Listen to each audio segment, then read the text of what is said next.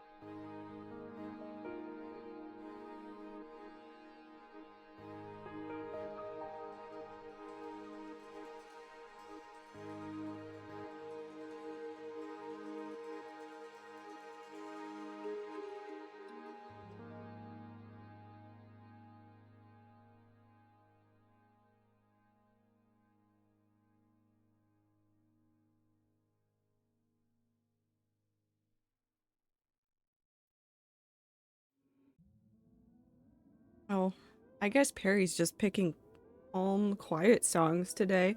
Anyways, hello, hello, hello. It's Sunday, right? Yes. Happy Sunday. It's real Sunday. Streaming on Friday made my brain forget what days are. It's not Monday. Unless the calendar is lying to me. It's not Monday. As far as I think. Also, hi Max, I hope you're doing well.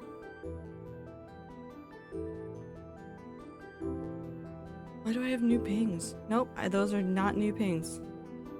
I'm just insane, it's fine. Anyways, hello! How's everybody doing? Hope everybody has had a good weekend so far. We're not doing hardcore today. It's not done yet. Hardcore stuff is not done yet. We're going to do a slightly shorter stream. I have to end at minimum an hour early. I'm probably gonna end an hour and a half early because I ordered pizza, and the place that I wanted to get it from they close at 10, so I had to get the pizza at 9:30. So Pizza. Pizza. We're gonna do Jump King. We're gonna do maybe something else. Probably something else. I think if I do another entire stream of Jump King, I will cry. So instead of doing that, we'll do Jump King for a little bit, and then we'll probably jump over to either Astroneer or Powerwash Sim. Either one. Either one. But I'm real. It's real. Also, we're gonna replay Woo's message because of the 3-year one. I feel like it deserves to be heard.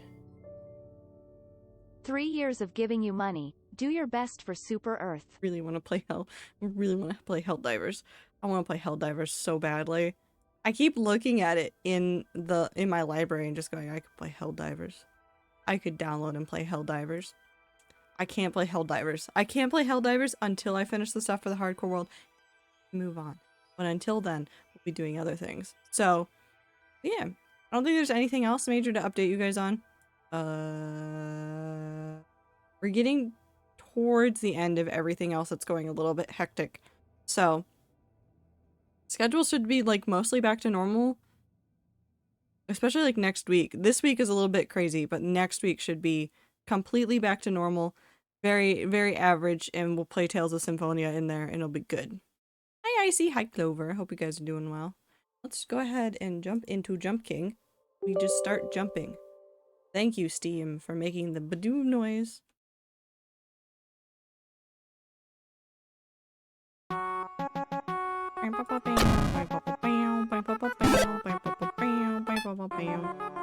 I like Tales of Symphonia a lot. The more I've been thinking about like how I want to play it next month, my brain keeps going, what if I play it now? Oh my god, oh no, I forgot I did this to myself. Oh no. I did this to myself. I did this to myself. We went up. We went so far up, and now we're going to have to not fall so far down. Oh no. I started playing GeoGuessr again. Icy said every round was going to be Ontario. 4 out of 5 are Ontario. Oh, well, I mean, Icy can predict the future, I guess?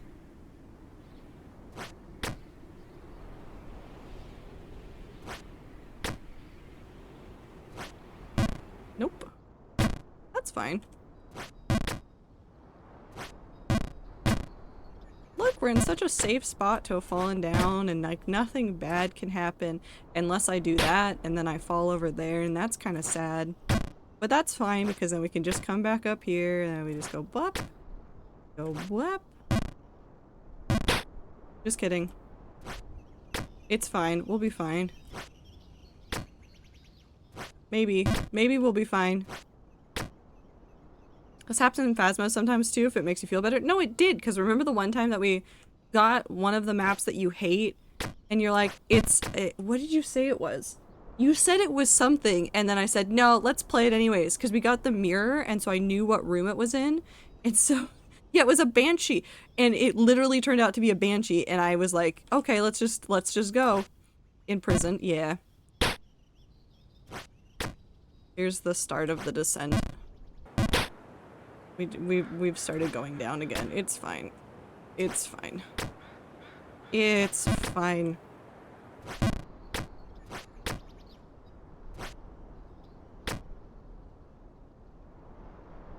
Hold on. Hold on. Hold on. Hold on. Hold on. Hold on. Now we can get the bird. That was bad. Listen, I tried really hard and that turned out bad, but at least we got the bird to move, and I'll take it. I'll take it. I'll take it. We got the bird to move. That was still wrong.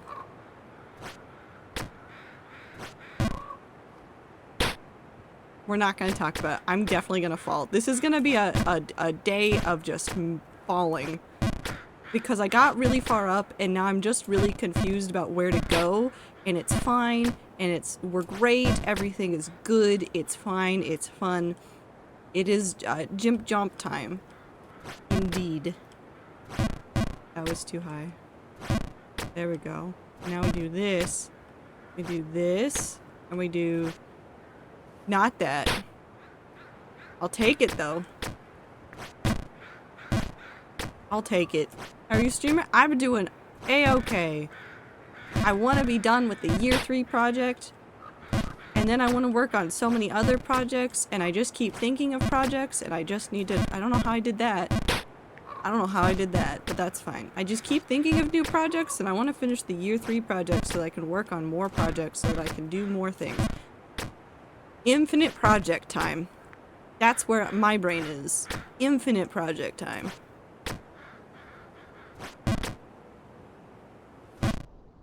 There we go.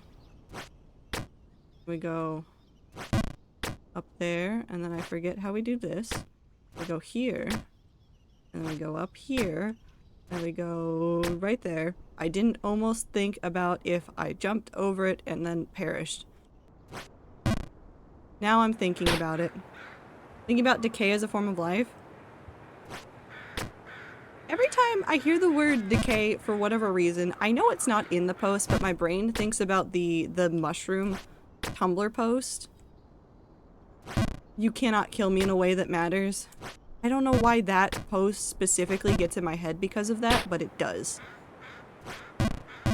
I don't know if anybody else feels this way. I am so thankful for the way I fell.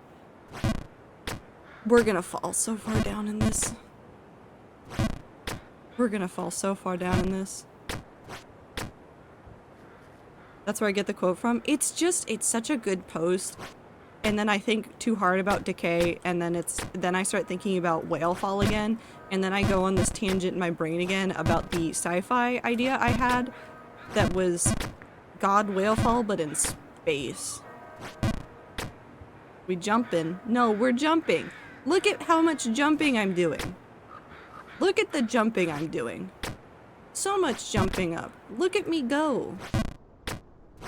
God whalefall. Just as a concept, God whalefall is so good. But then when you take into account, like, mixing it with, like, sci-fi, ooh. Because in space, like, just the floating corpse of a dead space god,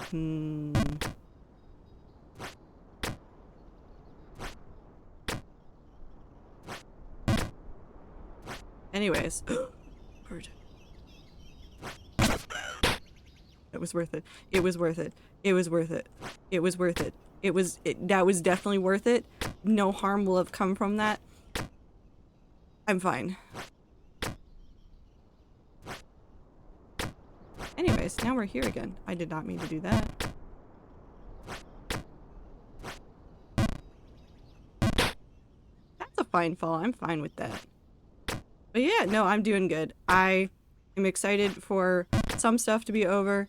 I'm excited to be done with the year 3 stuff. I'm excited to show people the year 3 stuff.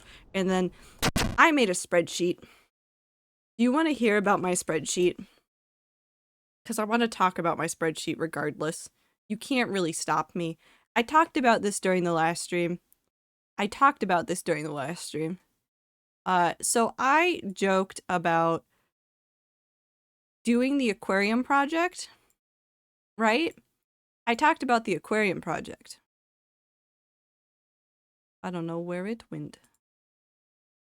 Ish. There it is.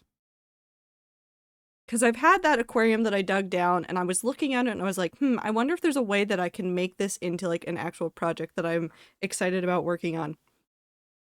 So I went in and I looked up how many variations of fish there are.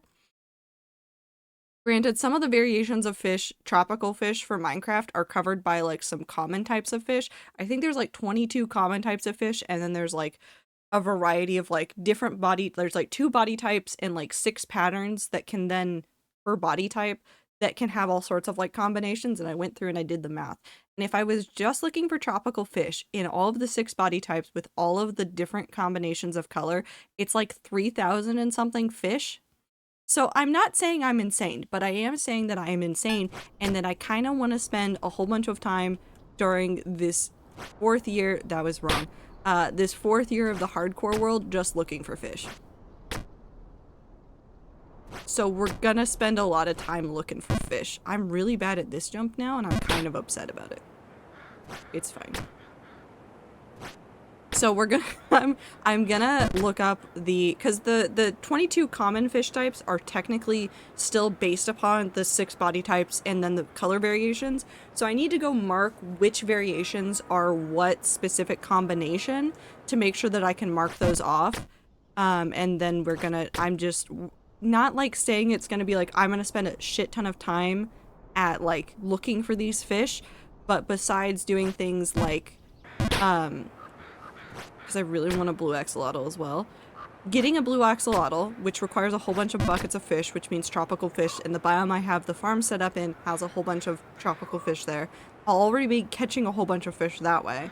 So I'll be able to like offline work on it. If we're working on stuff online, I'm just gonna start keeping like a shulker of water buckets in my end chest so that I can just like have a ton of water buckets and then use that to collect fish on stream and then go put them in the aquarium.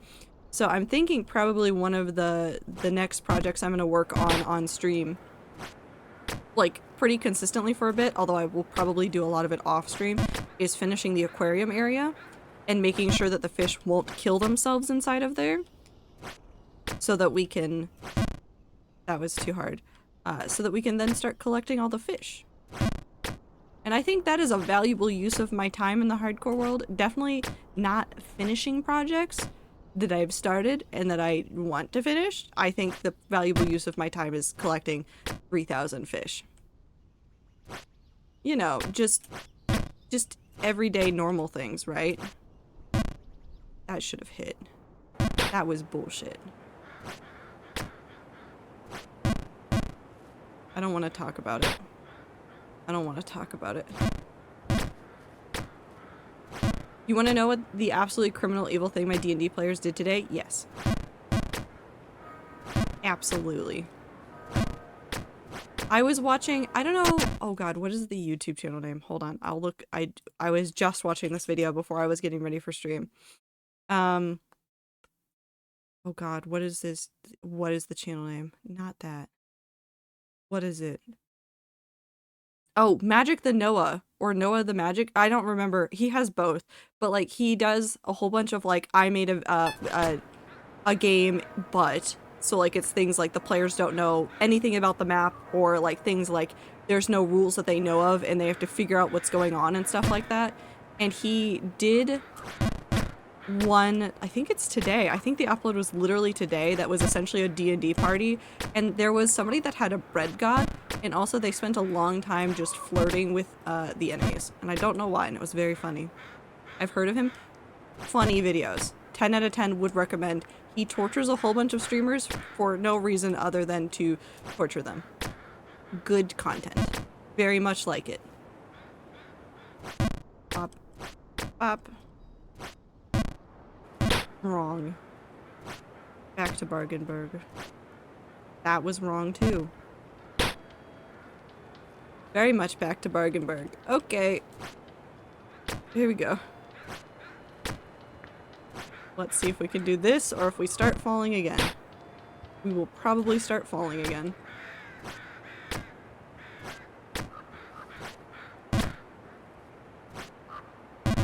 Oh. Nope. Nope. Do not. Do not. Do not. We are not going that far back. No, we're not going back to the sewers. We are staying so far away from them. We're going up. Upward bound. In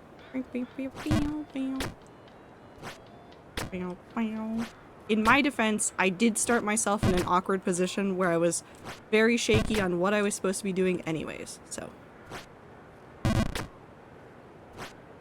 There we go.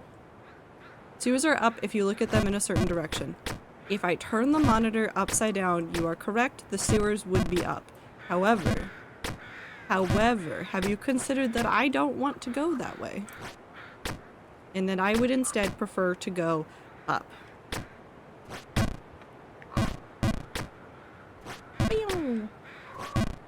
That was not far enough. They're having some inter-party conflict players were happy with it, but I wanted to wrap it up. Give them a riddle where the answer is friendship, and to get through a door, they had to vocalize that they love and care about each other and don't approve of their self-destructive tendencies.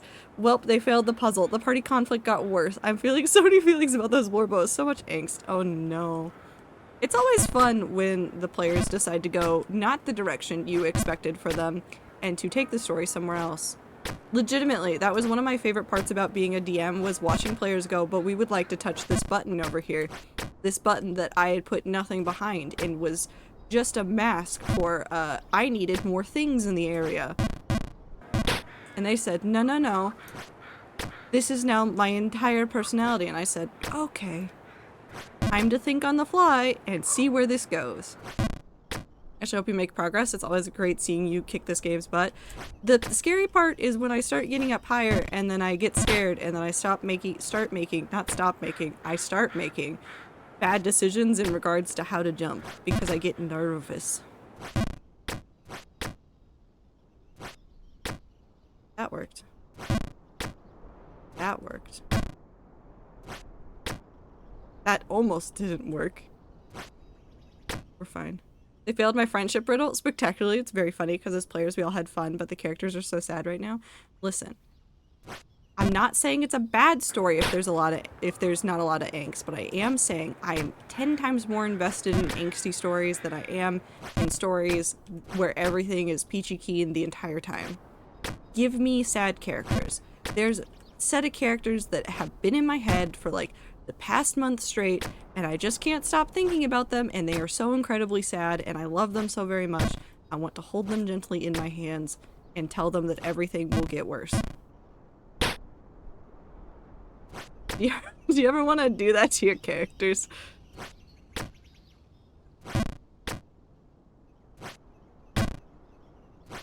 Oh, that was too- oh god, that was almost too far. It's fine. Everything is fine. I'm fine.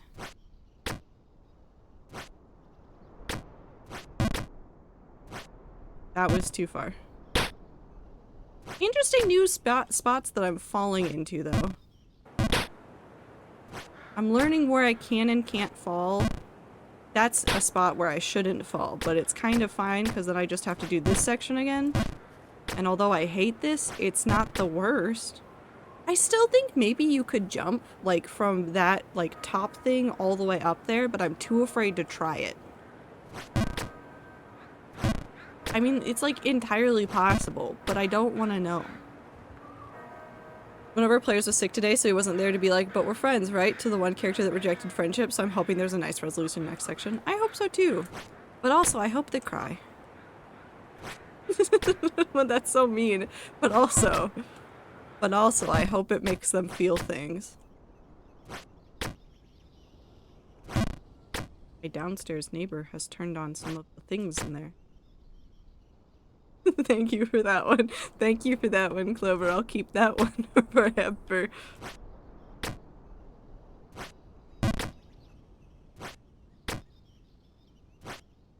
That was too high for that. That was too high for that. Smack. That was too low for that. I'm sleepy. Have a good time zone, y'all. Have a good time zone, Darren. Take care of yourself. Yee. I'm very excited for some of the hardcore stuff as well. I cannot say without spoilers, like, I'm pretty sure like other people that work on like long-term projects like this have like talked about similar stuff, but like I came into the hardcore, well, we know that I came into the hardcore world with like no plan and nothing to go on, but like as soon as I started thinking up ideas for like everything to do with the World 6 lore, it's been this weird and very fun time of every time I work on one project and like start nearing the end of something, and then I start thinking forward to all the other projects that I very vaguely outlined, I always come back with like 17 more ideas about things I want to do or like areas I want to expand on and like all this stuff that I want to try, and it's starting to do that with the World 6 stuff again, and it's I'm going slowly insane. I'm going slowly insane. Well, I'll get there though. Also, speaking of angst and blorbos, I saw that Jaden said that they won't be coming back. Oh, fucking Christ. Oh my god. Okay. Jaden said, I think, on their most recent stream that they weren't coming back to QSMP, and I'm so sad now. Like, actually sad. Like, I've been a little bit behind on QSMP regardless, but, like, I was so sad to hear that. Because I loved some of Jaden's stuff, but I completely understand the reasoning for it. Because I didn't watch the entire clip. I saw, like, the summary on Twitter. But it was, had to do with the fact that, like, keeping up with a lot of the stuff that's going on the QSMP now is a lot of work, which is, like, so incredibly valid. It is a lot of work to keep up with everything that's going on with the QSMP. And so they were like, I just feel like it's better if I don't. Better for other people, better for myself. We'll always love the project. I don't hate it. It's nothing like that. It's just, I don't think I can do it right now.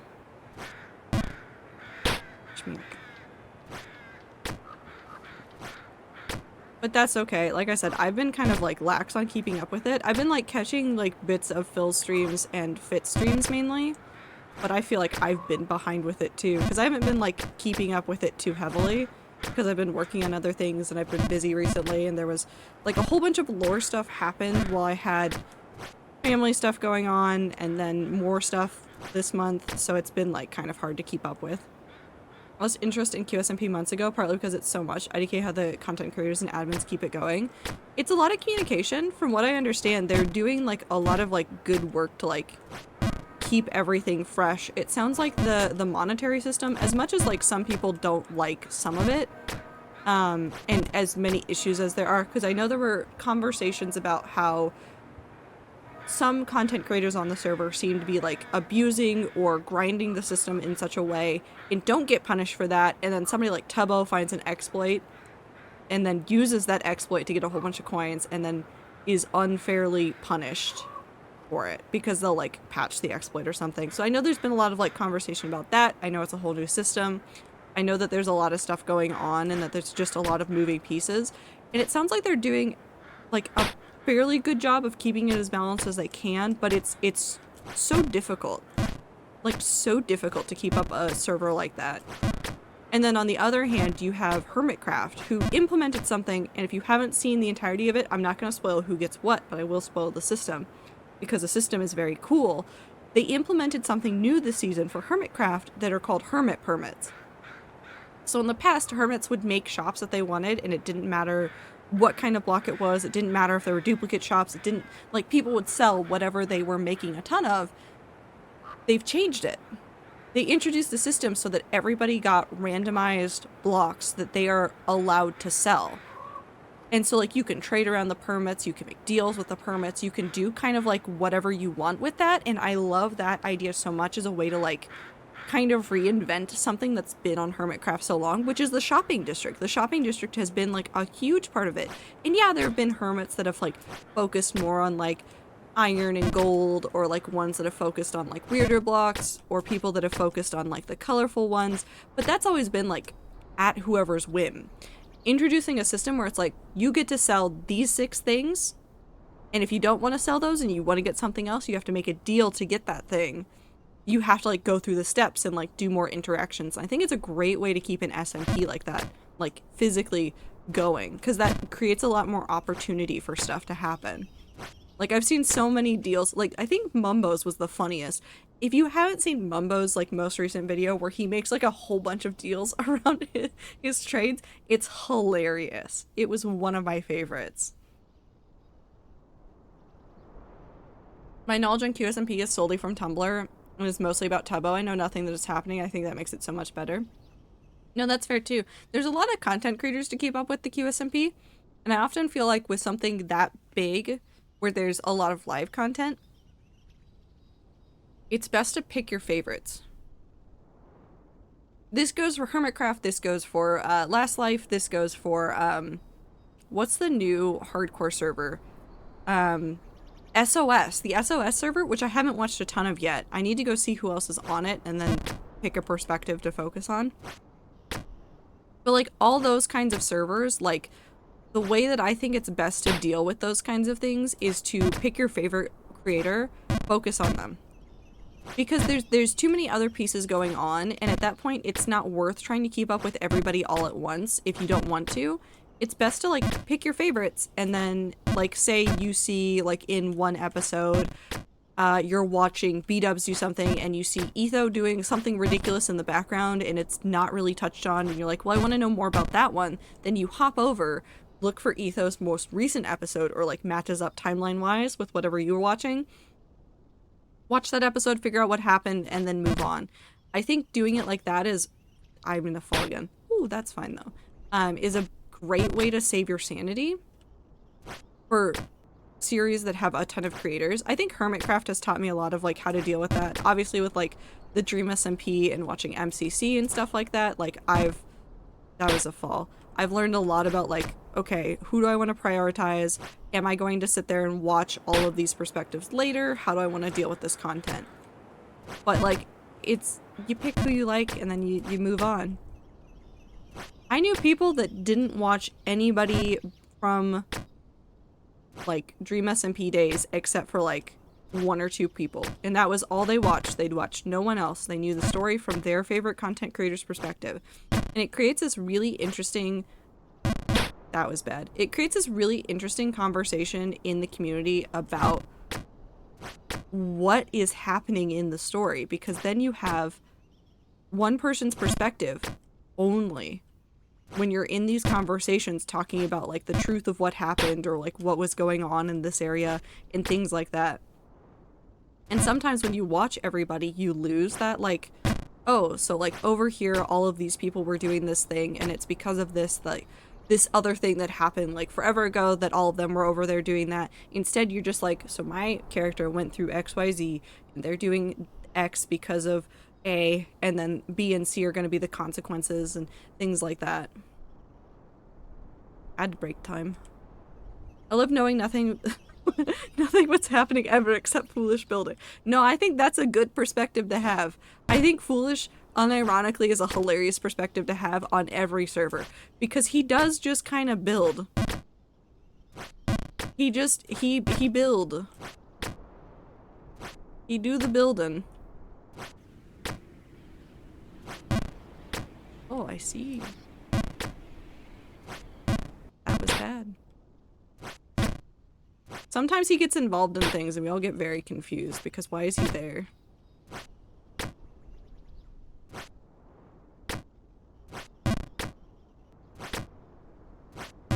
Too low.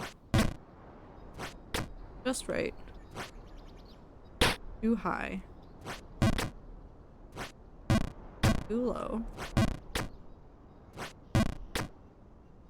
But like even with Phil's stuff, I know Phil's been doing a lot more lore with the QSMP stuff, and I'm behind on a whole bunch of that because I'll watch him for a little bit and then I'll go do other things, and then all of the lore happens in the like hour that I was not watching. Which is, you know, kind of like a reverse of T's curse. Now I'm the one that's missing lore.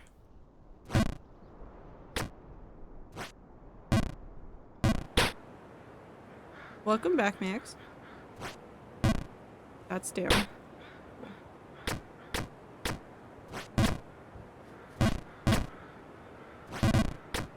Oh, that was too close for comfort. Okay, we're good. I don't know. Perspectives are interesting. I like the idea of messing with perspectives in stories a lot. There have been a lot of stories that I hate myself. I hate myself. That was an impressive fall. I hate myself.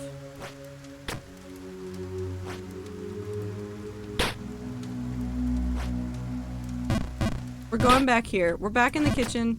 We're back in the kitchen. You know, everybody's favorite spot to just hang out and do a loop for like an hour. You know, normal things. Why not?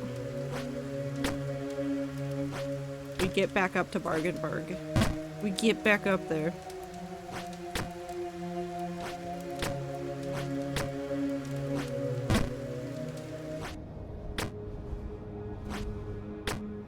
Surprisingly, that was easy. That was surprisingly easy. Okay, Am I getting good at Jump King? Is that what's happening?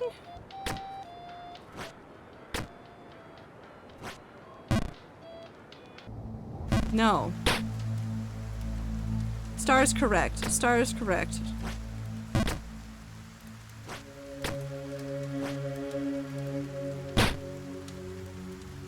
Also, hi Star. I hope you're doing well. I'm back here. We're just staying in here. We're having a great time. This is fine. I'm just gonna think about the pizza I'm gonna have later and it'll be fine. I'm doing fantastic things. That's good. Nope. No, but like one of my favorite things about stories is messing with perspective. I really like the trope of the unreliable narrator. I don't know how many people like that trope because it's really like, it's incredibly frustrating as a reader sometimes, but it is one of my favorite things as an author to mess with because I know exactly what's happening and I know what's going on. And now it's all weird. I'm so proud of how far you got, but I'm not surprised by fault. Listen, it happens. It happens a lot. We're still getting, we're spending a lot more time in the up than the down, so I'll take whatever we're doing. We're doing a lot more up in weird spots than we were before. As an author, you can gaslight your readers with unreliable narrator. That's why it's fun. That's why it's fun. I love messing with my player sense of reality in D&D. I like that too. I think I talked about it before. Like, that was gonna be like the ultimate... That was gonna be the ultimate not prank, that I played on my players, was the fact that they were stuck in a time loop. I had it like set up, they were gonna start, like, we started with like the basic D&D like starter set in order to get through some stuff, but what I wanted to do was like spend a whole bunch of time, go through a couple arcs, get them to something else, and then like jump them back to a point and be like, something has happened that you didn't know about somewhere inside of the places that you have been. And you have to figure it out, or else you're just gonna be stuck in this time loop forever. And it was really something that I wanted to do. And I'm kind of sad that I didn't get to do it, but also now I have the story idea and I can just write it as a story. So. Like, you think it's like this, not it's like this. Yee. I have a story idea and I'm thinking about having an unreliable narrator because it does make sense with who the narrator is. Do it. I'm biased. Do it.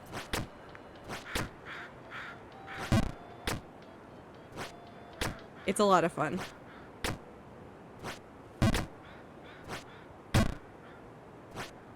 Nope. Nope, that checks out. That checks out. We're fine.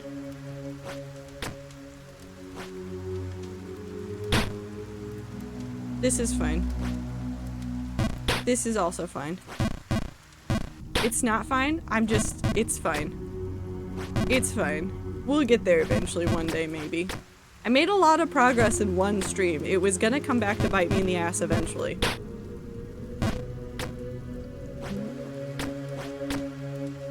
I love to see the different ways people do unreliable narrators because there's so many different routes you can go down. Oh, there's so many. There's so many. There's unreliable narrators with like purpose. There's unreliable narrators that do it on accident. There's so many good ways to write an unreliable narrator. It's fantastic. It's such a good concept to play with.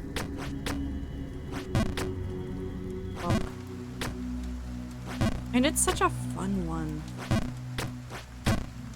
Sometimes they start reliable and get less so. Those I've seen less of, but also adore. Those ones are hard to pull off because you have to do a lot of work to... How do I describe this? Not to establish them as trustworthy, but to lay the groundwork that like makes your reader reliably trust the narrator, and then start sowing the seeds of doubt. But when you start throwing in doubt, that's when it gets messy. That's when it gets so messy. I'm going to the sewers. I'm gonna cry. We're in the sewers. I hate it here. I hate it. I hate it here. It's fine. We'll be out of the sewers soon enough.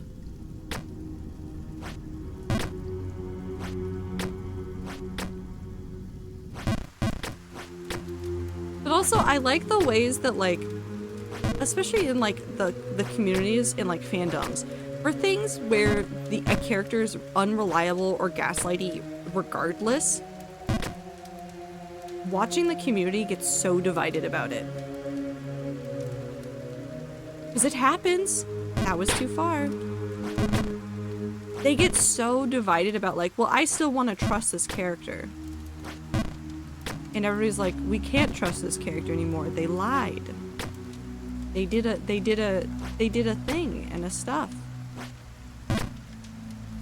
Although one of my players is accidentally an unreliable narrator because the player just makes the assumption that everything I tell them on a high roll is objectively correct, not just what the player would perceive / know.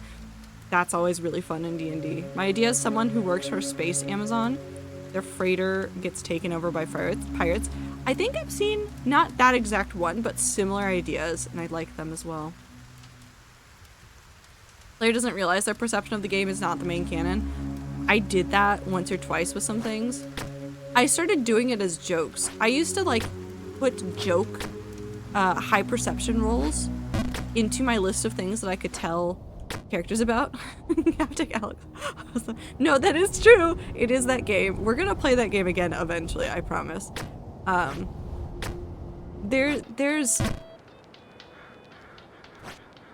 There's a lot of good ways to mess with players. I would keep, if somebody kept getting really high, like, especially like if their natural perception was already really high, but then they were getting too high a roll and they were figuring out too much stuff too quickly, I threw in a couple of things that are, like, not necessarily meta, but weren't supposed to be, like, they can be details that you can keep, but they're not, like, helpful in any way. Descriptions that I just kept in my pocket for things. I think one of the early ones was when I ran a one-shot with a friend. We did this just to help make sure, because the characters that everybody was playing were really high level, and the co-DM and I weren't really good at it yet, because it was the first time we'd ever DM'd.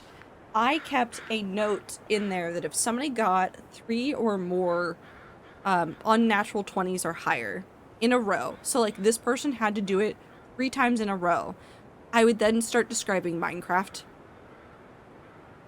Just, like, add a Minecraft feature to the room that they were in. Like cow pits, which were a thing that we did in this group because we played Minecraft as well together. Like, this was a very common thing for us to have, and so I'd just start describing how there's a pit in the corner that's covered in glass to keep the cows from jumping out, but there's a pit full of cows over there. And things like that. And it was like, they actually wanted to use those details, and I thought that was a lot of fun. But then other characters, like, don't let those see that. It's like, nope, that's fake. It's not real. You have to pretend it's not there. Like, messing with characters like that was good. Is it always helpful? No. But was it fun? Yes. It all depends on the vibe you're going for with the story. Like, I would not suggest that for Tastic's much more angsty story right now. Obviously, there's other things to focus on. But in a campaign like the one I did, where at some point, the majority of the time they were working on perfecting rock concerts, I could get away with shit like that all the time. Because it was, at its heart, much more lighter, even though I had, like, some darker things that I wanted them to touch on.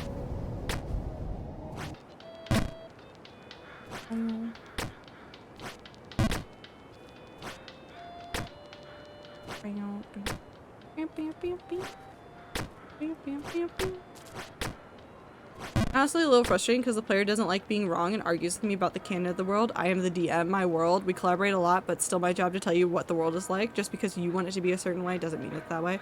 Yeah, that's one of those things where you have to, like, sit down and have a conversation with players and, like, talk about it. Sometimes there's a middle ground to be found. Or some other story way to, like, have the conversation about what's going on and be like, well, okay, so you see it as this way, the actual canon of the world is this way. Let's find a way for your character to integrate their ideas, that was too far, with the way that this is. Let's try to find a canon reason for your character perceiving things this specific way rather than the way that it actually is. Or there were details that like some players wanted that I tried to like weave in that was like, okay, so I have this existing thing, you want this thing. If I weave you in here, does that make sense to you? Will that work with the story that you want to tell with your character? Are you good with that one? What kind of stuff? Has to be a collaboration. It can't just be a one-way street. But I do think in the D&D campaigns are different because the DM does get to say, no, this is the standard of the world. There can be wiggle room there. Things can be altered and changed, but there has to be some, like, credit to the DM for the world. Beep, beep, beep.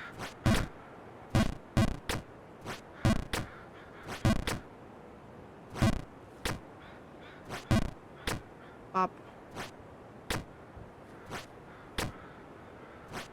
And we're already back up here.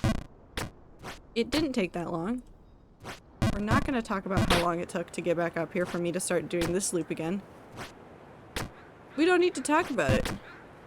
It's fine. Can I? Oh, I can. That makes that a lot easier.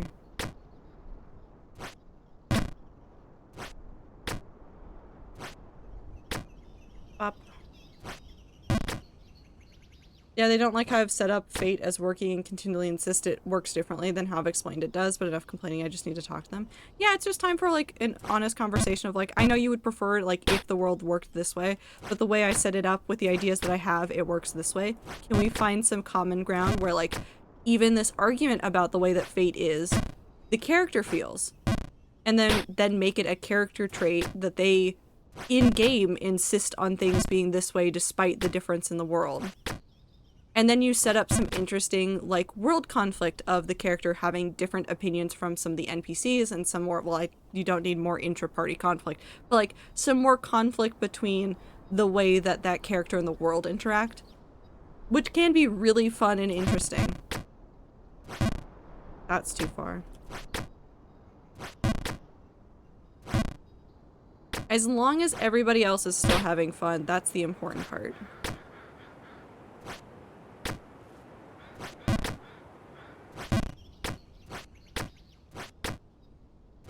Beep.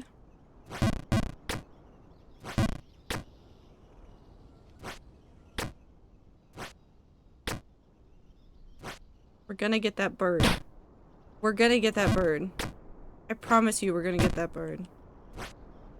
No, but I'm excited for a lot of things. I'm excited for all the fish.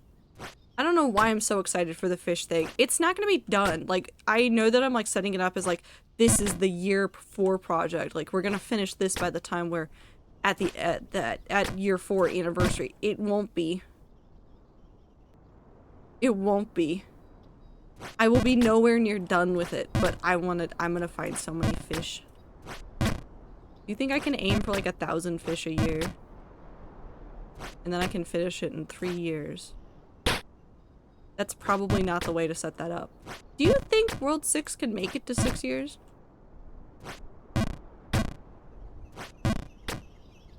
It'd be funny if it did.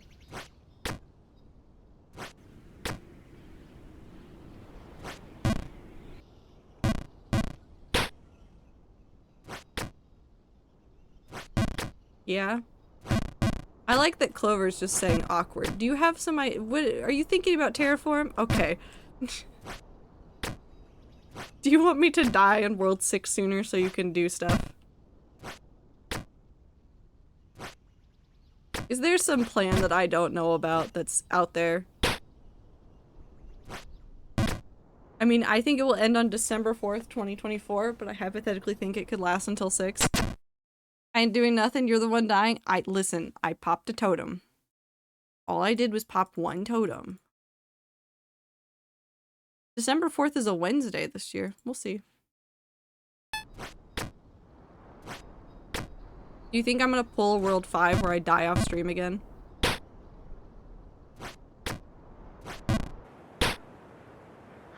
Off-screen nether glitch. Whoops-a-daisy, it happened again, guys.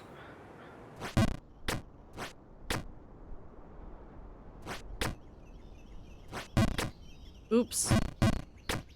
Oops, all nether glitches for forever.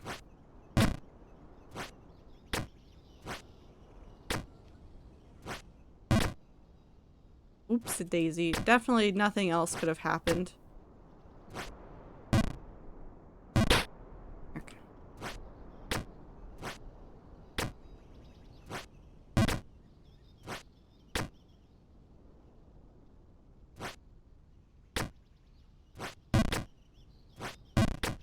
Nope. I think Anne needs a higher kill count. No. Absolutely not. Listen, I was working on the year 3 stuff at some point, and had I had World 6 open, what an interesting spot to fall to. Had I had World 6 open on my computer, she would have killed me.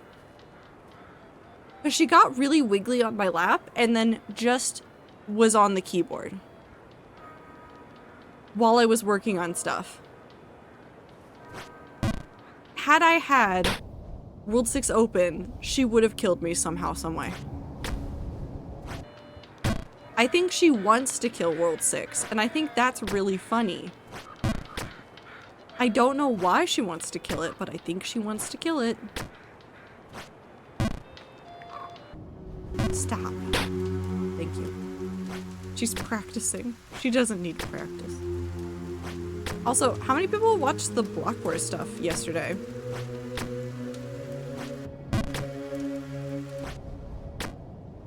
Maybe her favorite number is 7? Maybe. I did adopt her in July. Would make sense. But Block Wars was, it's the closest thing I can compare it to is MCC. It was another Minecraft event, but it had a lot of non-Minecraft people in it. Very funny.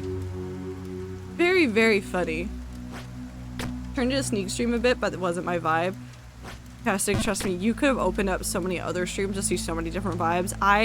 Because Pirate Software was on the team with Mysticat and Crank Gameplay as Ethan Nestor.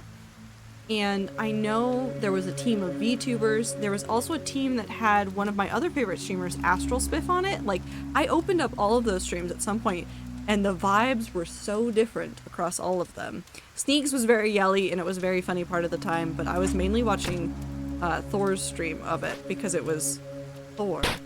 And I wanted to see if he can play Minecraft. The answer is, he cannot. Thor cannot play Minecraft. Children yearn for the mind, but Anne yearns for murder. She does yearn for murder. That's true. More the fact that it was a Minecraft event. No, that's fair too. I liked that it was a different set of mini games because MCC feels very PvP a lot of the time. But Block Wars had a lot of different stuff. Gonna get going, but had good time zone. Have a good time zone, Abe. Take care of yourself. Get good sleep. All that jazz. Like, MCC has a ton of other things, but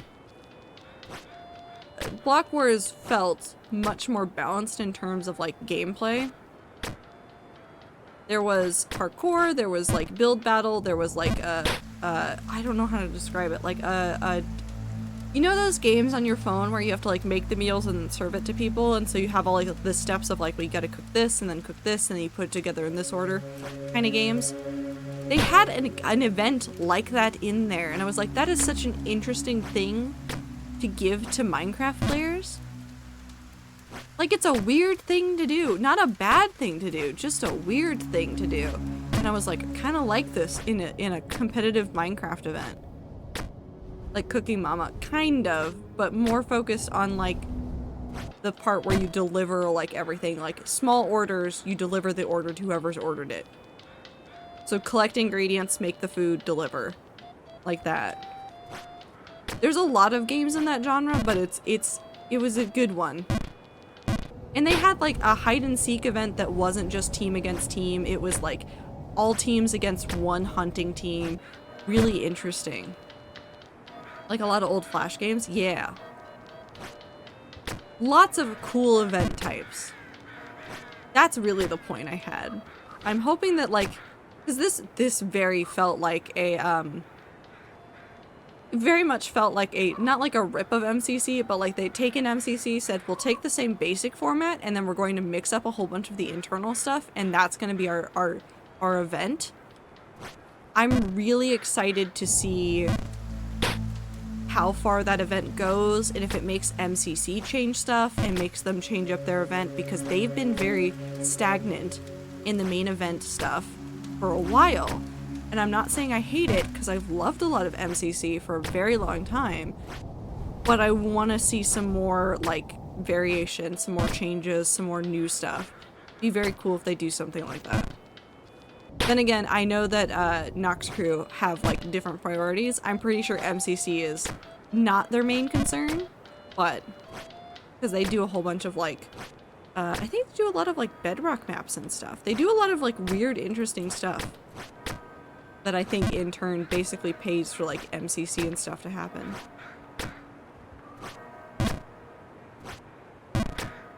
Okay.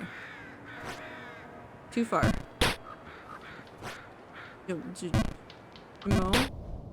Jamo. Hi, Ether. How are you?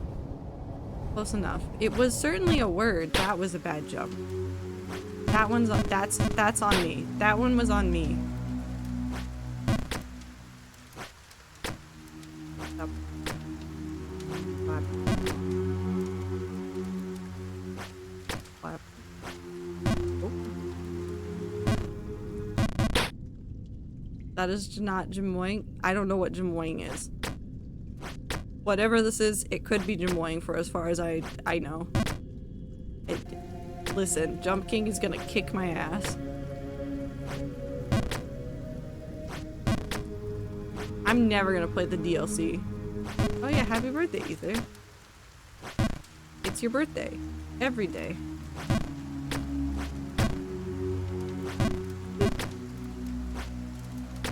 Shows what you know about Jamoying. I know nothing about Jamoying. It's a made-up word. Oop. Nope, too far. I'm getting bad at the lower down jumps again. This is annoying. All words are made up. True. The brain is the only organ to name itself. Super, he didn't bleep himself. You should check your chat settings and see if you have something turned on. Because I definitely see fuck you, or fuck off. They don't occur in nature? Nope.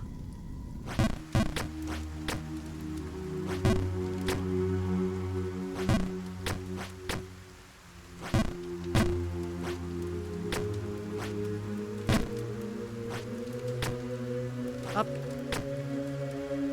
Up. And up. And up. Up. Did Twitch make a sensor setting? Fuck them. Super, that's been in there for a while. Go check your settings to see if it got turned on. Because I see it. I can see the fuck word.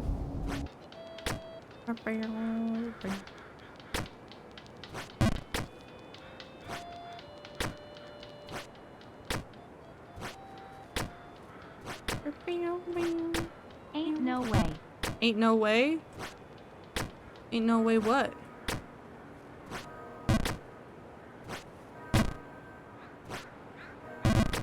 Fuck yeah.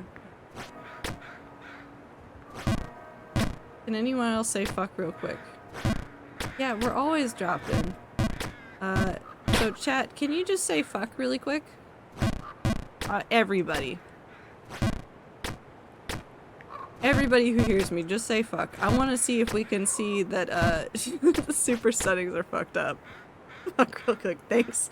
Thanks, Star. Do I have to? No. Hold up, I'm testing something. Oh no.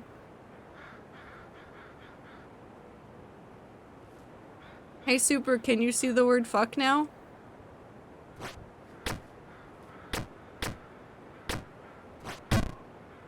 Frick. If it censors the word frick, I think we have a different problem.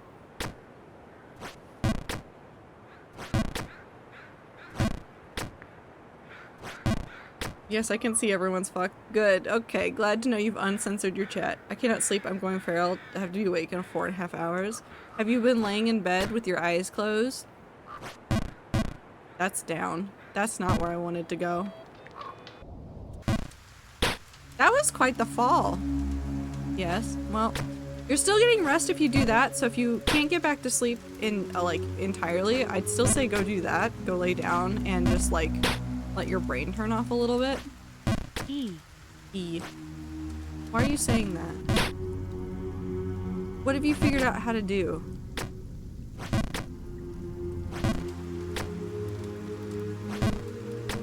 Brain bad? No, that's fair. That is fair. Sometimes brain bad, sometimes you have to just like push through it. Nothing at all? There. There, castle. There, wolf.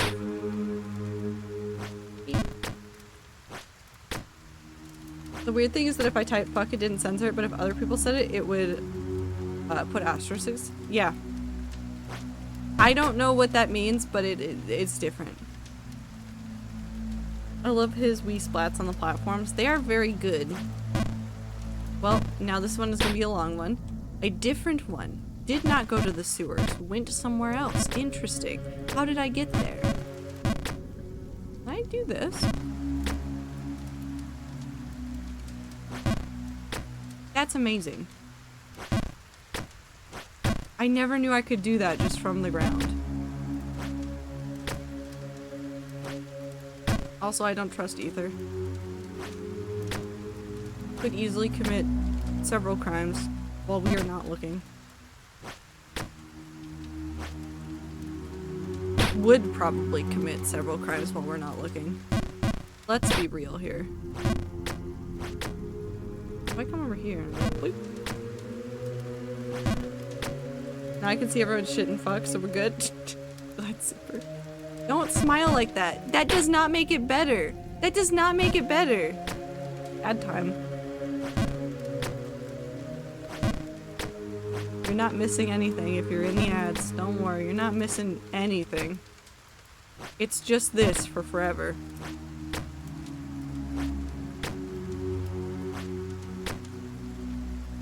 Ether smells are my favorite. No, don't encourage him. Don't encourage him. Don't encourage Ether.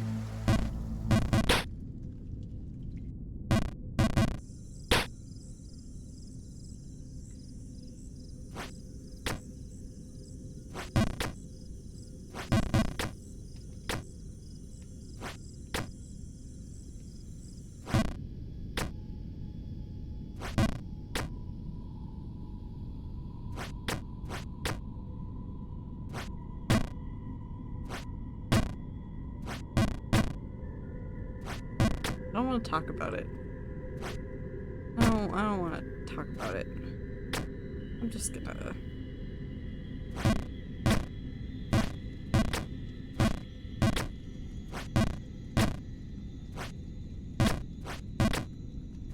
I'm just gonna... I'm just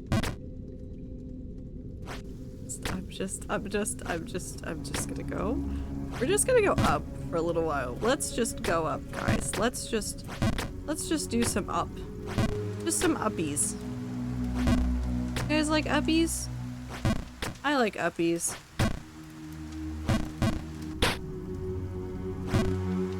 Uppies.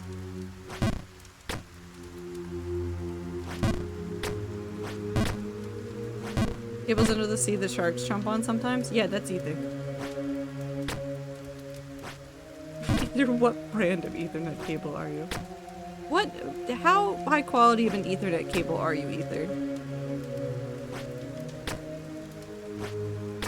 How much data could we send through you? How efficiently would you handle all that data? At 5e standard? Unups your uppies. Then it's just P.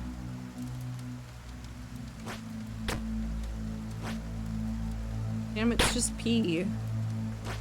I don't know if that's good or not. I know that there's higher standards, but I don't realistically know either. P. PP, haha, funny. Yep. Penis. Oh no. Maybe playing Jump King was a bad idea. Maybe I'm just starting to think like Ether now because of playing Jump King for 24 hours.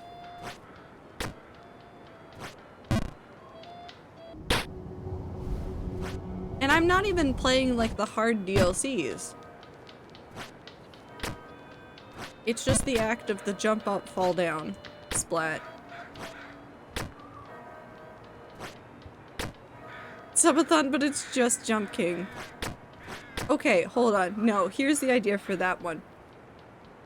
Subathon, and it starts at 24 hours, and every sub makes the timer go down.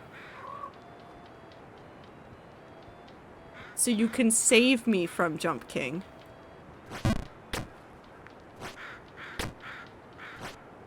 Enough subs and I just stop. I'm done.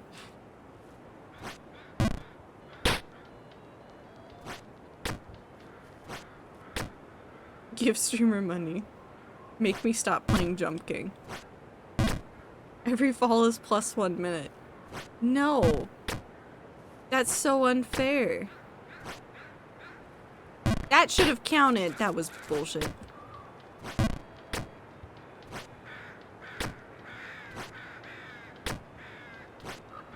What if I just secretly played Jump King off stream and got like goated at it, did the 24-hour stream, beat Jump King, and then just cried? Is this game actually beatable? Yes. Tons of people have done it. In way less time than I have.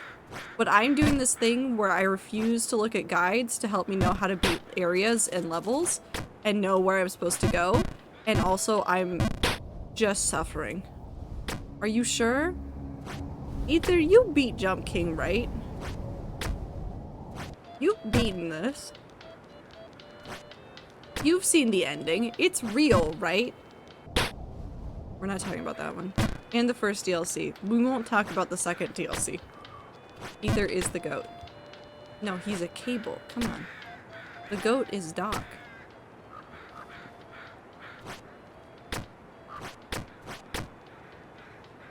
Only crying a lot. Just, you know, just a couple of tears. Just like 17,000 tears. You know, all of them. I'll get there eventually. I'm also bad at these kinds of games. Is either the shark or the wet fiber optic cables? The wet fiber optic cables. There's no question. Why would you ask that? He's not the shark. I think that's about how many falls I have. I don't want to talk about it.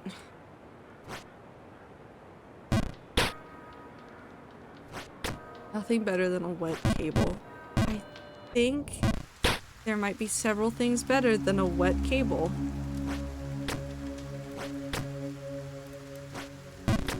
Like pizza. I just want the pizza. I'm so excited for pizza. Wet cat? No, wet cable. No, he's still wet cat vibes. I think Ibit and I said it before, and I'll stick with it for forever, I guess. I'd much prefer to be a wet cat over wet cable over wet cat. I'm just putting words in your mouth because I want things to be true.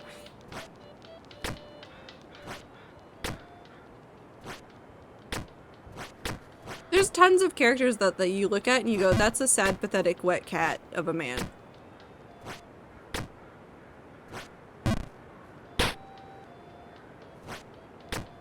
But I love them so much. Albeit, I'm now imagining a cable with cat hair just looking like a long-ass cat tail. That's horrifying. That's a horror monster.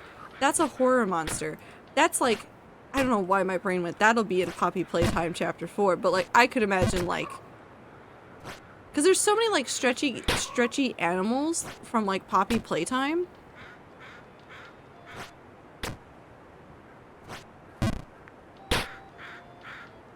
It's Poppy Playtime. I can see it in my head and I hate it.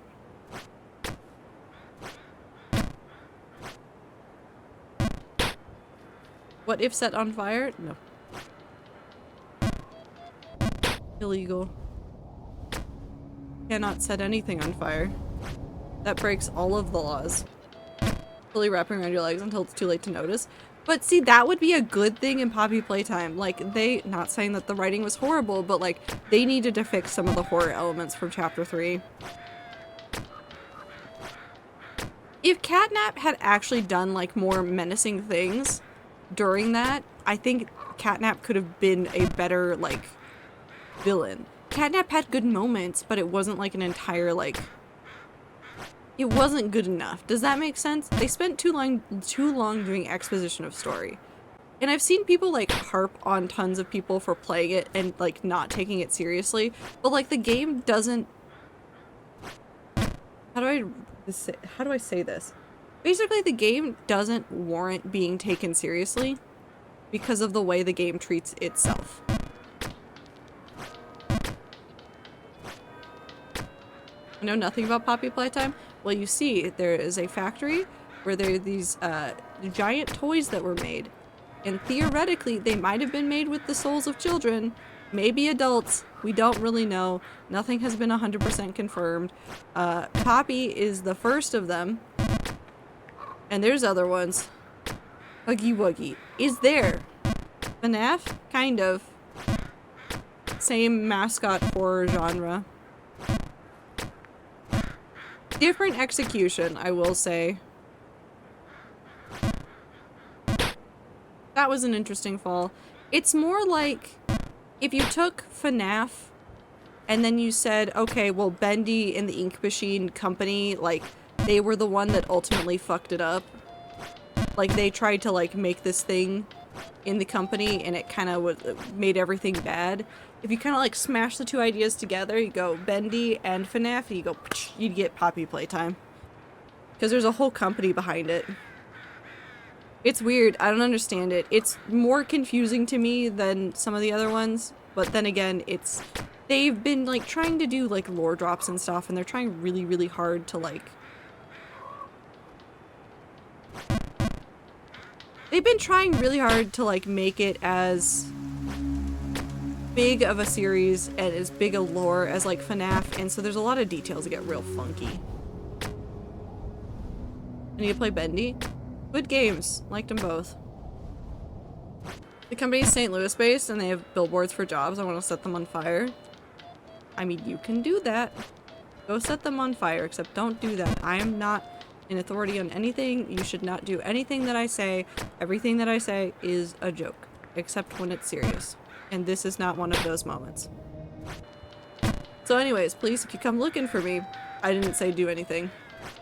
He said yes once, gonna do it now. So I'm gonna delete the VOD. If the VOD doesn't exist, they can't blame me for anything. And then it's just Ether's crime. It's creeping it already. Please no. Why would you do that?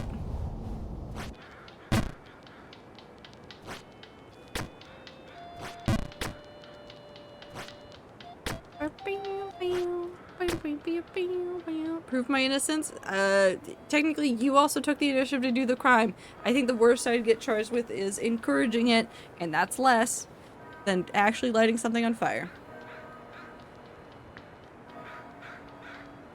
Did I tell you about the billboard that was by me that was actually smoking, and I was in Uber and called 999. It turns out the billboard was an advertisement for Audible. And it was for a dragon book, so the sign was meant to be smoking and not actually on fire. Why would they do that? Why would they do that? I saw you play Dark Revival and I watched the original one on YouTube back when it came out, so I know what happens, but I still want to play it. Super, did you watch the entirety of Bendy and the Ink Machine? Because the original game was 5 chapters, and that came out over like a period of time. On a motorway. That's awful. Yeah, definitely go play through it on your own then, Super. I think there's a lot of merit to playing through a game on your own. Like, I know that you can get a lot of the story for some games from just watching someone else play it, and don't get me wrong, I do this all the time. There are games that I will never touch, but I watch, like, Markiplier play through the entire thing. Like, Amnesia and the Dark Descent.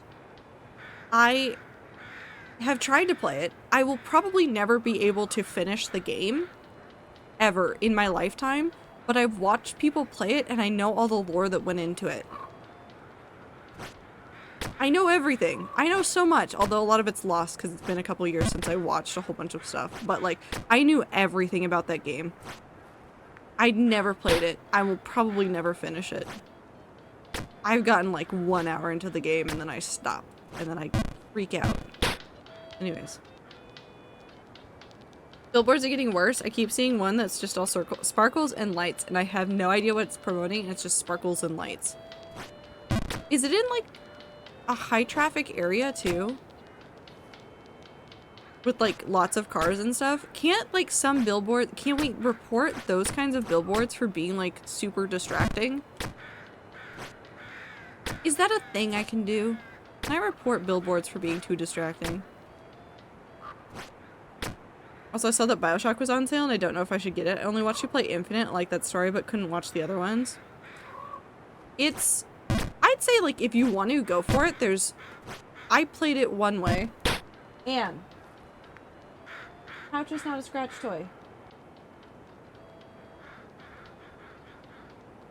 It's not a scratch toy. No. It'd be cute and get her way out of this. You're menace just. You're adorable though. I love you. There's words on there but can't read them. The smoky billboard literally made the area foggy. Terrifying, TBH. No clue how it was signed off. I don't know either. There have to be like laws about like distracting drivers. Like there have to be laws about it, right? Would love to report a different one that flashbangs me on dark mornings. That's actually horrible. That's actually horrible. Like there have to be laws about that.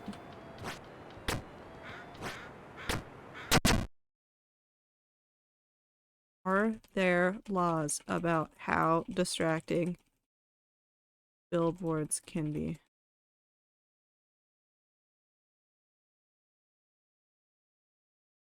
Nope, that's a one specifically for Washington. That's about. Actually, no. Maybe there was one in Washington. Hold on, wait.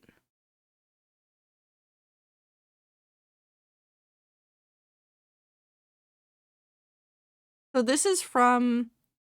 Where is this from? The Bellingham Herald, which is a town in Washington. There was a question that was posed. In our city of Kennewick, there are several large signs near the street that include bright white lights at night. One is a large LED sign that flashes from subdued colors to mostly bright white, giving your eyes no time to adjust. Another has bright white lights that blink at the same time, lighting up the area. Are there any safety laws to protect bright lights from interfering with a driver's eyesight at night?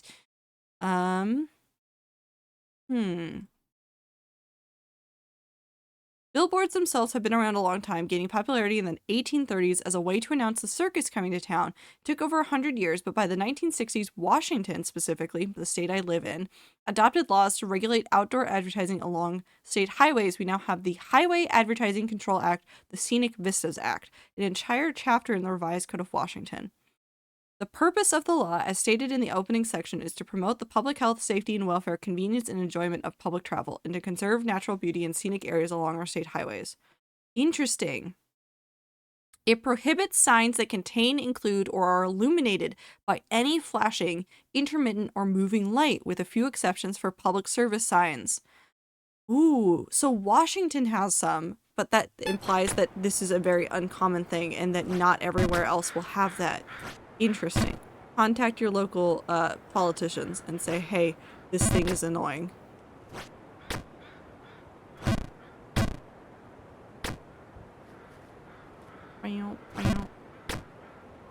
Oh yeah, no, the sphere exists too. Okay, I think the sphere is kind of horrible, but at the same time, it's also a little bit funny, and I do understand why people like it. I do understand why people like it. I also hate it. I can do both. Two things can exist at once. I both love it and hate it.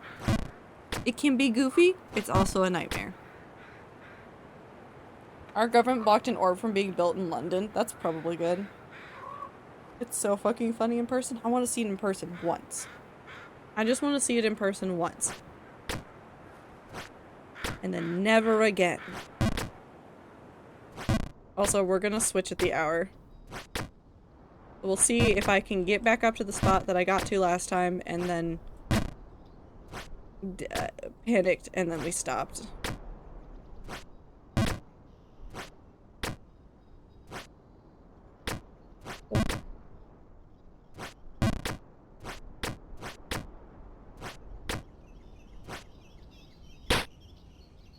What should we play next? I was thinking Powerwash Sim, because that sounds nice and calm and peaceful, and then you guys will become unhinged, and then we can yell about more advertising practices. I think that's a good choice.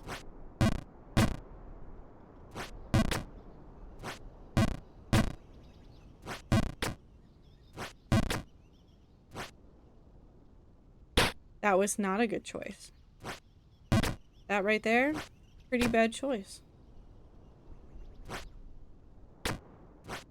Saw it every day, multiple times a day when I was in Vegas. So it was just around. Vegas itself is overwhelming though, so it fits. Vegas needs help. Vegas needs so much help.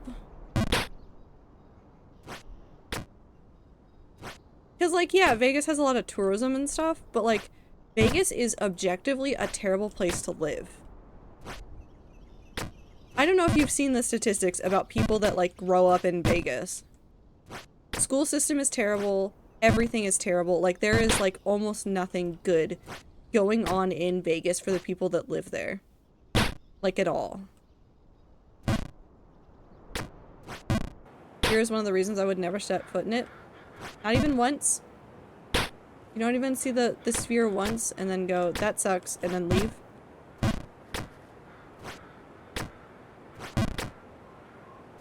Listen, I'm glad I went once. I just want to see it once. I just want to see it once. Yep.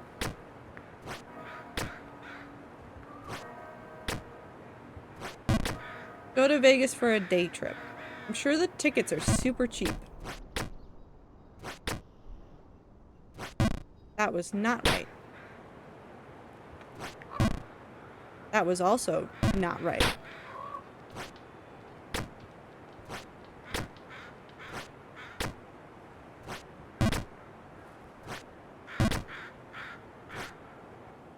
That's not correct. Thanks. I'm good. Sounds like a waste of money and time. No, that's fair.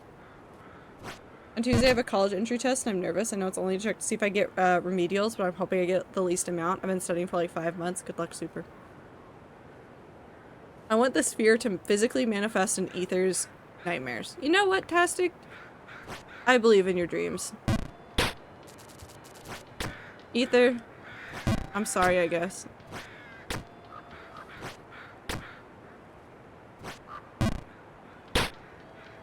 I'm not sorry, actually. Never mind. I take it back.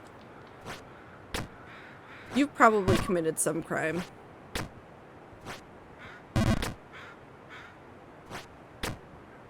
Get sphered, idiot. Okay, no, it's worth it just for that sentence to exist. I hope your nightmares are spherical. What an interesting set of insults we could now make. That was not where I needed to go. In fact, that was very much not the way I needed to go. Nope, we're going back to the sewer. Okay, mad dash 5 minutes. Let's see how high up we can get.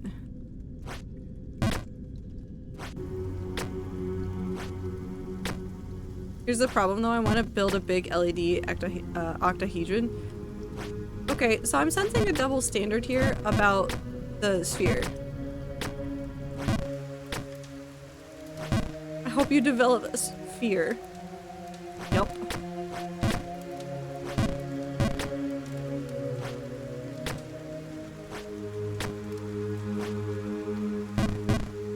Pop.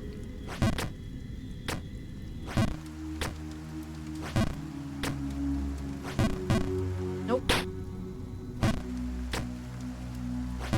I hope you develop a fear of spheres. I hope you develop a character that is a sphere.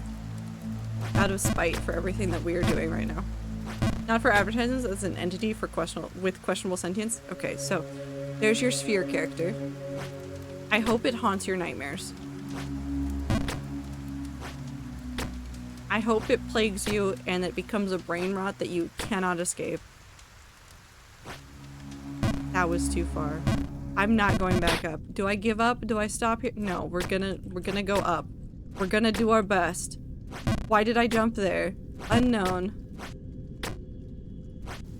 I'm fine with octahedron nightmares. Okay, sphere nightmares it is. Can we fill you with nightmares about Sphere, the Pokemon that's sphere shaped? Because I think that might be funnier. I want to paint several things with Mana Black, like materials. Yes. Actually, no, that's sick though. The Vanna Black is actually like so cool. Well, okay, the game is doing this to spite me now. This is definitely not a skill issue. This is now spiting me. The game just wants me to die.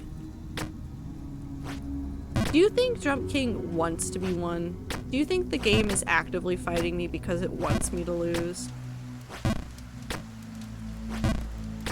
Because I refuse to accept any other alternatives. If any of you say this is a skill issue,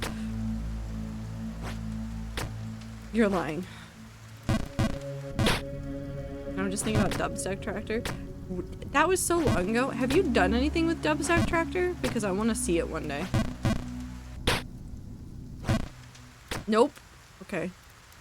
So it's still another project in the project pile.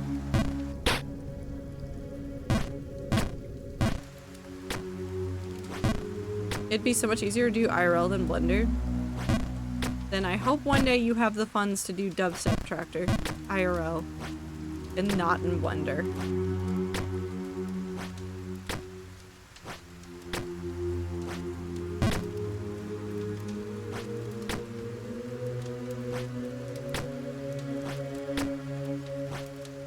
I want to get into bargain.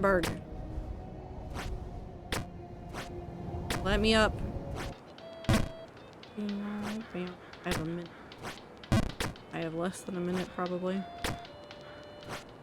I have an amount of time. Is it sufficient to go anywhere? Probably not. Will I do a mad dash to see how far up I can go? Yes, absolutely I will.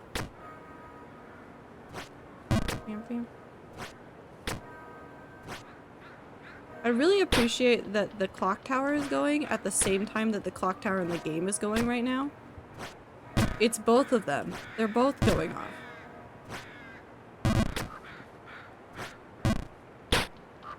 Okay, we're stopping here. Save and exit. Save and exit. Save and exit. Save and exit.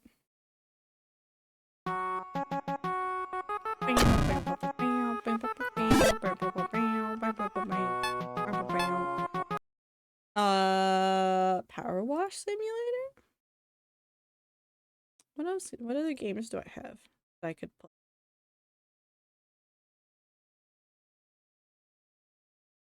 Jump King is figuring out that it does stop. I could just do Rock Sim. Could do Rock Sim, could play Risk of Rain. Fast Wet Simulator. Fast Wet Simulator? Is that Powerwash? Yes?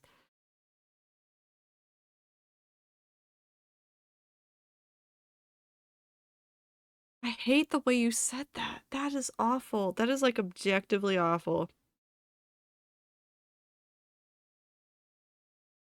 I need to play the car wash song from Shark Tales, the intro. Cannot. That would get me in trouble with somebody. Let's finish the fountain, because I think we're almost done with the fountain in Powerwash. That. Come over here. Oh, I need to not hit that. And then I come over here, and then I go, there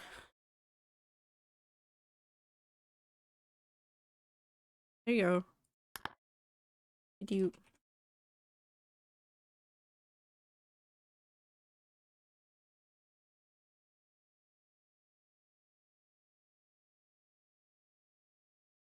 Here we go. Done. Save. Come over here. Do this. Grab that. Touch this. Ta-da! We're here. No, not free play.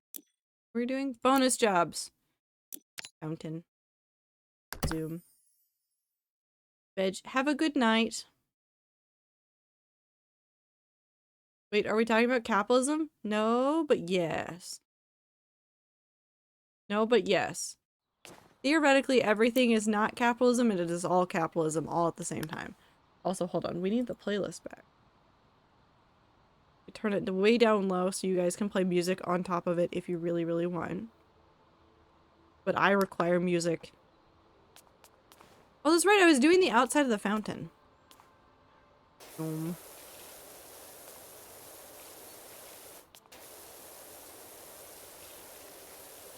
Got here at the right time. What if we don't talk about capitalism anymore? What if we don't talk about capitalism? What if we talk about other things instead? What if we talk about the heat death of the universe?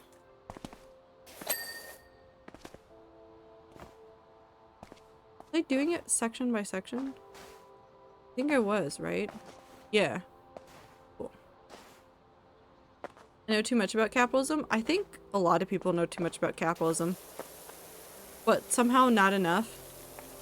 Does that make any sense? I feel like I see a lot of people complain about capitalism and what capitalism can do, and then they're like, yeah, and there's nothing we can do, and I'm like, surely you see that there are things we can do and change.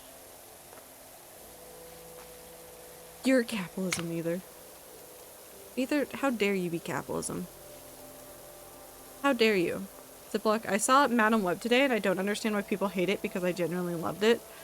From what I understand, Madam Web did a lot of things that people have criticized about movies for a long time. There was a lot of like fake advertising, well, not fake advertising. There was a lot of things that were claimed in the way that they advertised it that weren't what they were going to do. And rather than, oh, ads.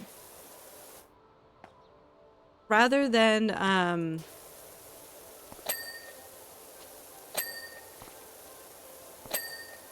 I think there's just a lot of problems with the way that storytelling is done. And people are getting fed up with the ways that some of the storytelling is getting done. Overall, do I think that Madam Web is a horrible movie? Probably not. Do I think it's probably a mediocre movie? Like, compared to everything else? Probably. But like, what room do we have to complain about movies when people keep shelving movie projects in favor of getting tax breaks? I'd take any movie over no movie.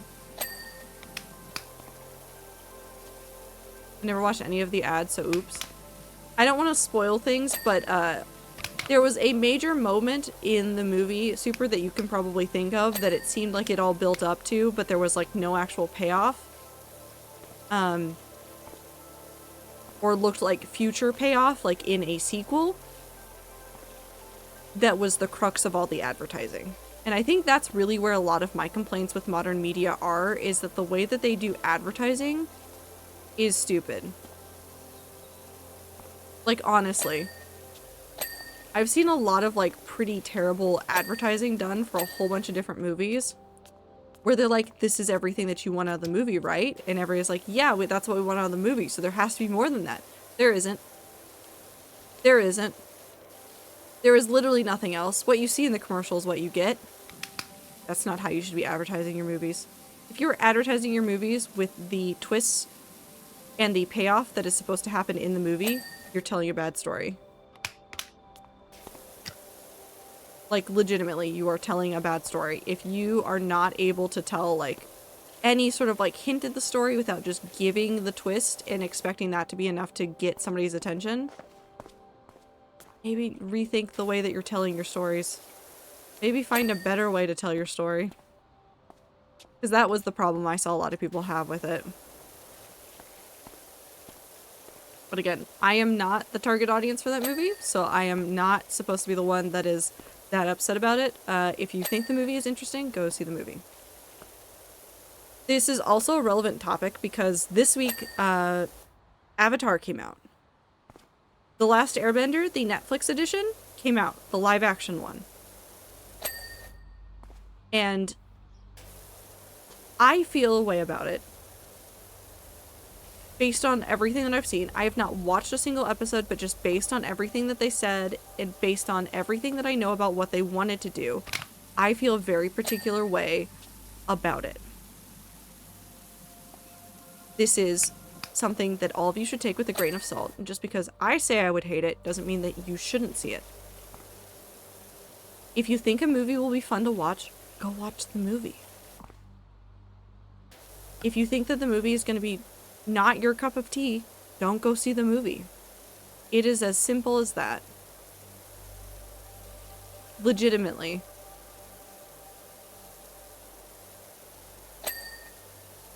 I've never watched the original Avatar. I should, though. Yes. If you want to watch the new live-action Avatar series, I will say, take it as inspired by the original series. Don't take it as the end-all, be-all of the telling of the Avatar: The Last Airbender story.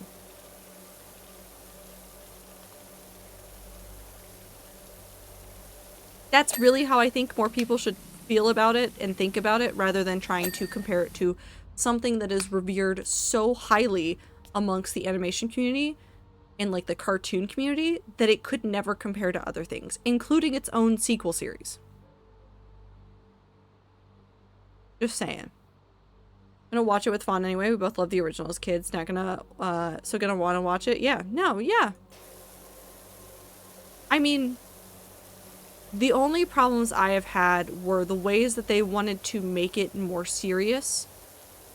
The ways that they wanted to like speed up some of the timelines, some of the stuff they wanted to take out, like some of that stuff was what I was unhappy with. But like looking at objectively how much time they probably had to play with like screen time compared to a cartoon that had so many episodes to work with, I understand why they made a lot of the decisions they made. They had to like cut corners in places with the narrative and storytelling that they wanted to do. Do I love it narratively? No. Am I gonna be upset with it? Not really. As far as I'm concerned, nothing can compare to the mess that was the M. Night Shyamalan version. If it reaches that level, maybe I'll make fun of it. But do I think it's gonna be that bad? Probably not. That movie was a disaster. That movie was such a disaster. And veered so off course, whereas the one that's on Netflix, they're like, yeah, we want to do these details and we want to remove these ones. And I'm like, no, that's fair. I can understand why you wouldn't want to include those details or why you would think that they were worth reworking. Do I think you're right? No. Do I understand where you're coming from? Yeah. Every story is going to be interpreted differently depending on who's in charge of it. It's more interesting to see what they do differently with the story that the original crew didn't do, and then move on with my life. Am I gonna watch it? I don't know still. Probably not. But at least I'll be able to go through and see like some of the ideas that they had for it. And this is also your reminder that you can write any story you want to. I don't care if exactly that story exists out there.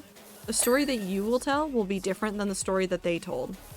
And that's the beauty of storytelling, is that it's always different.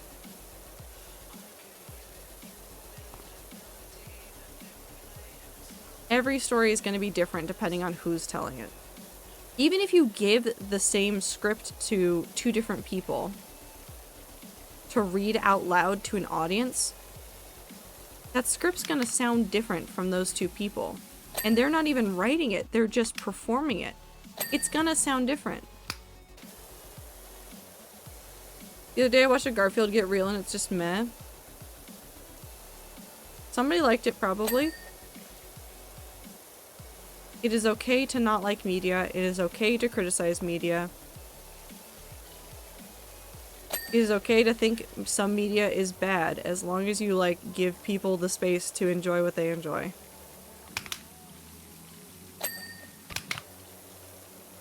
Like plays are so cool. Yeah, no, legitimately.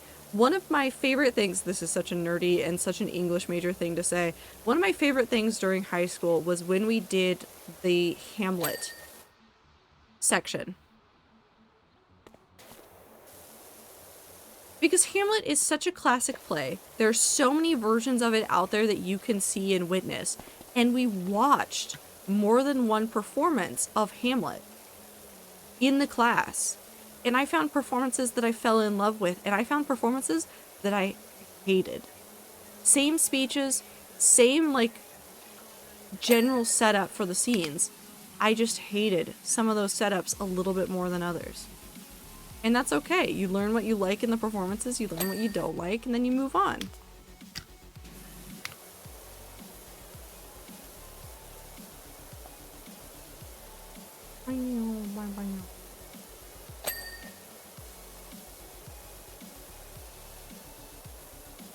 Basically, the thing that I try to do, for the most part, there are exceptions, is to live by the phrase, don't yuck in somebody's yum.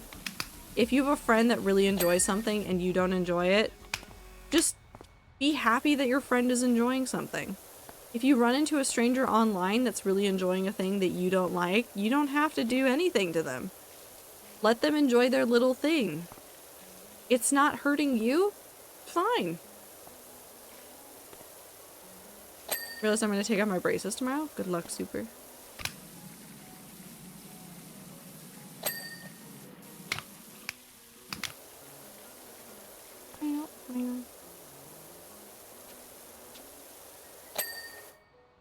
But everybody gets to enjoy different things.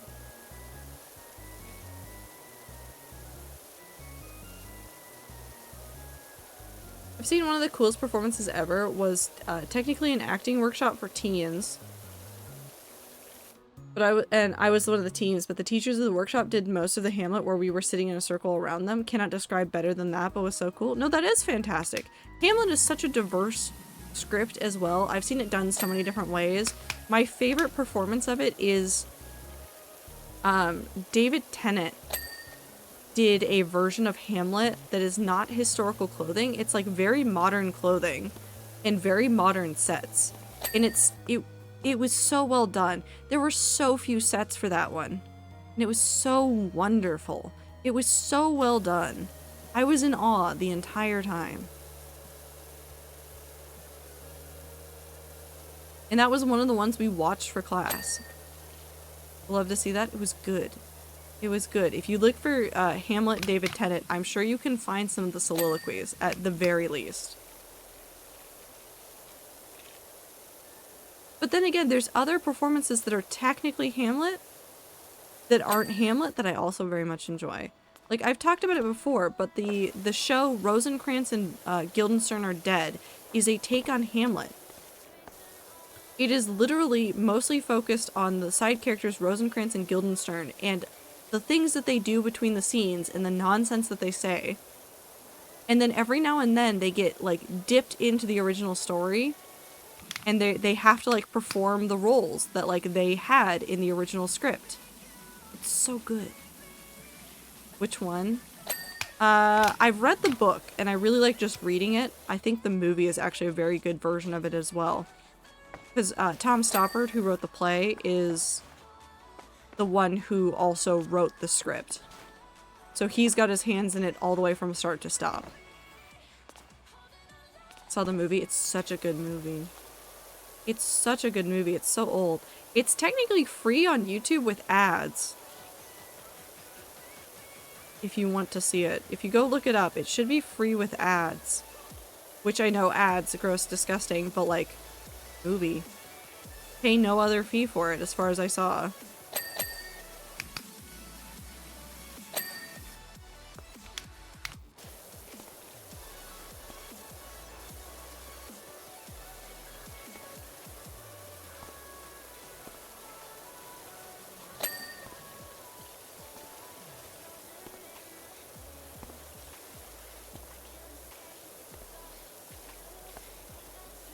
I'm just thinking about Rosencrantz and Guildenstern Are Dead again. It's just such a good play. It's one of my favorite things. It really is. It was one of my favorite things from high school that I've just, like, kept with me. Legitimately, the book that I have of it was the one that I used during high school. And I don't think I made many annotations in the book, but, like, God, I remember the discussions about it in class and, like, just talking about the way that that Tom Stoppard like changed things up. It's such a good performance too in the movie, because even the script, like, even though it's altered and there's some moments that are like missing or different, like it hits upon the same like themes and stuff. Because there's a couple of like images that aren't in there anymore, but it's the same theme that comes out in the story. Well done. Well done. Something special, it really is. If you like Hamlet at all, I would suggest it. I have so many books I want to read. My brain was like, you should reread it. And then I was like, I'm in the middle of trying to read Murderbot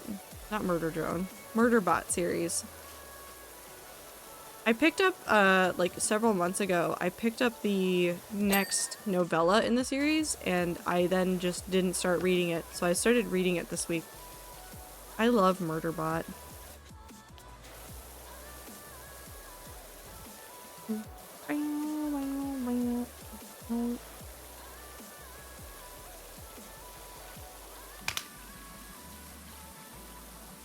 I have a topic I'd love to hear people's opinions on.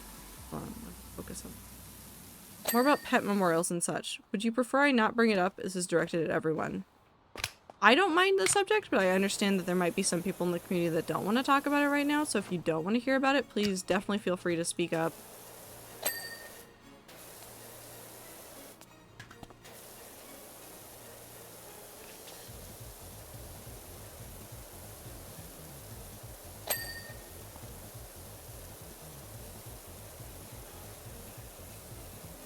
I do ranch work, so that's fair.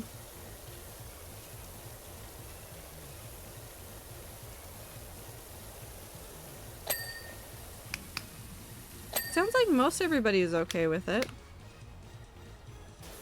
so far. Well, yeah, we'll wait a few more seconds for people to say things. Anyways, read more books. Use your local library. Go get books. Go read books. Also, I'll be sure next stream to show you guys the Lighthouse book. I haven't started that one yet. Maybe if I finish the Murderbot book soon, I will start the Lighthouse book and then tell you guys how I feel about it so far.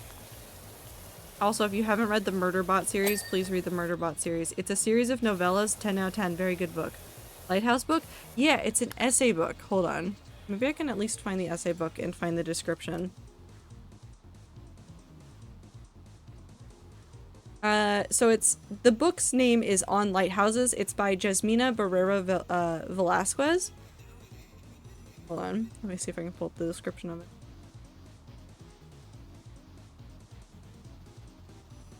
Where's the actual, like, back of the book blurb?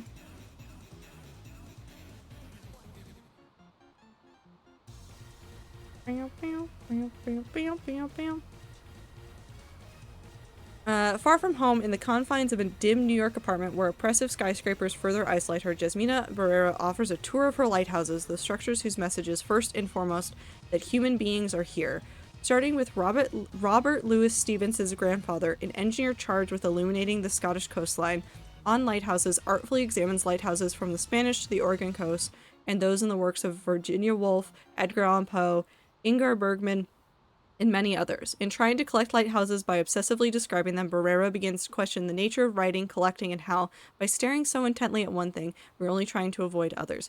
Equal parts personal memoir and literary history, On Lighthouses takes the reader on a desperate flight from raging sea to cold stone, from hopeless isolation to a meaningful one, concluding at last in a place of peace, the home of a selfless guiding light. Yes. As soon as I saw that description of it, I was like, I'm gonna read this and then I'm gonna think about lighthouses for like 2 weeks. Probably longer, because I did spend an extensive amount of time thinking about lighthouses after I read the Area X trilogy, which, if you don't know that, if you've seen the movie Annihilation, it is the book series that Annihilation is from. Because there's a lighthouse involved in Annihilation and some stuff that, like, just comes back, I think, once or twice, but it's so poignant and so weird in the, like, book series that, like, I could not stop thinking about it. It was such a good series of books, too. By the way, if you like, kind of unnerving sci-fi books, Lighthouses. Lighthouses in Area X, not Lighthouses in Area X. Area X series is very good. It's Annihilation. I know you're over there. I can see the spine of it from here because I got the one that's all 3 books in one. It's an Annihilation something else. Because it's by Jeff Vandermeer.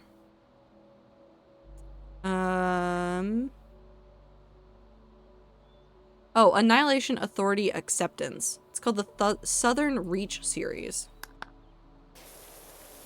Also, Tastic, it sounds like there isn't anybody else that has major opinions about the, avoiding the topic of pet memorials, so it sounds like you're good. Unless there is somebody who hasn't said something, in which case speak now, forever hold your peace. Not really a fan of books, but I do read comic books sometimes. I don't know how to explain it. It's hard for me, but it could just be that school has made me hate books. So Super, I'm gonna let you in on a secret. School will make you hate books. I am an English major. Do you want to know how far down my reading per year went after I finished my degree? Dramatically. I used to read on average like 24 books a year. On average. So I was very consistently reading more than that. When I was a kid, I made a challenge of reading 50 books in a summer. Or something ridiculous. I don't think I actually completed it, but like, I read a lot of books that summer. Like, I was a book nerd, a book fiend. Like, my parents would do this thing where we would go to, like, because Borders existed at this point in time. We'd go to Borders, I would pick up 3 books, and I would have finished at least one of them the evening after we got home from the bookstore. Consistently. This was not a fluke. This was consistently, I was finishing books that quickly. I was a fiend. I would read all of them that I could. I wanted to read all of them. When I went to college, I stopped reading as much. I have a little bit more stone. Let's go ahead and just spray down like the fence of these.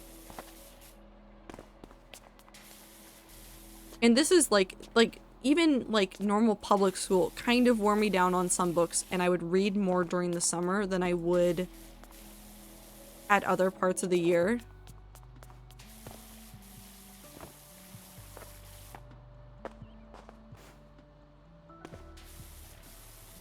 So like it happens. It wears you down. It makes you not want to read as much.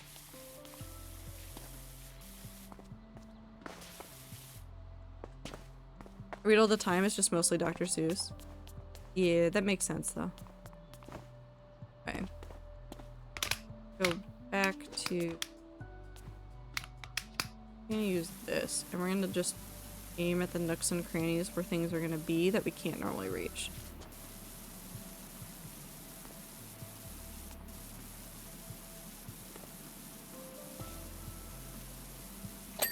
There we go. That one's done. Let's clean this off real quick.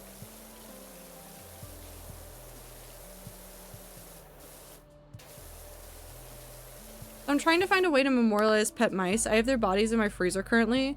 What I'd love to do is have their bones processed or have them cremated, but is expensive. I want to take some part of them with me wherever I go, but I don't think I have the heart to process their bones myself. I feel bad burying them just in the yard because I don't want to leave them in a place I won't return to one day. I don't know how to really memorialize them. Unironically, I think you might actually want to talk to Minty, because I know Minty has done some stuff with like taxidermy-ish stuff. It might have some advice on some resources to look at or like places to look for to find solutions for this. Unironically, like legitimately, I think Minty will have resources about this, because I don't know a lot about like preserving animals and things like that. Like the memorial, I've talked about this before, and I'm so sorry if I make anybody cry thinking about this. Anne is a cat that exists. I love her very much. I have pictures of her paw pads on my phone, so that one day when she inevitably passes away, I'm going to take one of her paw pads, and because she has like she has a mix of like black and pink on her paw pads, like nice little patterns. Like it's not just like solid white, solid pink, solid black. It's mixed beans. I want to put one of her paw pads on like my shoulder. Like, that's how I'm going to end up memorializing her one day. I've known about this for a very long time. I had this idea, I think, like, very shortly after getting her. Like, this is how I want to memorialize my cat.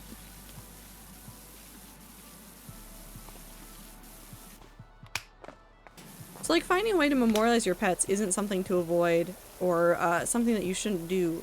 Finding a way to do it in a way that is, like, you can carry it with you always but doesn't overburden you is definitely a harder task. And I do not envy trying to figure it out for pet mice. Because there's so many ways to do it.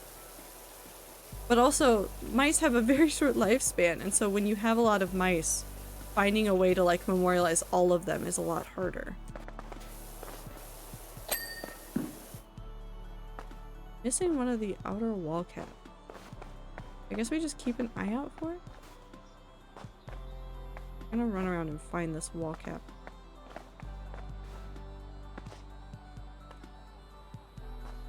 Not that. Those?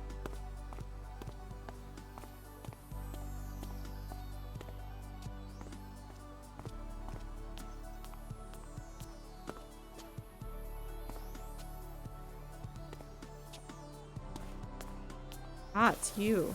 Here we go. One is a pretty box of their remains, but I can't just put their bodies in there because it'd be gross. I either have to cremate or process their bones. Yep. That is unfortunately the way that it would probably have to go. And like you said, it is expensive.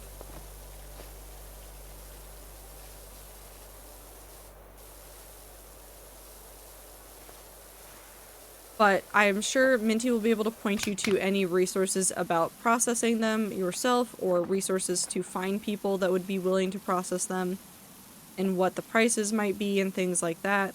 I know there's a lot of people that do that. Like, I'm thinking about, like, Pot Roast the cat. I don't know how many of you guys think about Pot Roast the cat still. I think about Pot Roast constantly just because I miss that cat. That cat that definitely looked like it was just miserable, but also loved life at the same time. But, like, the way that Pot Roast's mom went through and, like, made sure that Pot Roast was preserved, and, like, I know she went through somebody that had a whole process of, like, cleaning the bones that was, like, very natural, and I think used, like, beetles in order to do so. But there's many different ways to handle it, so find one that works best for you.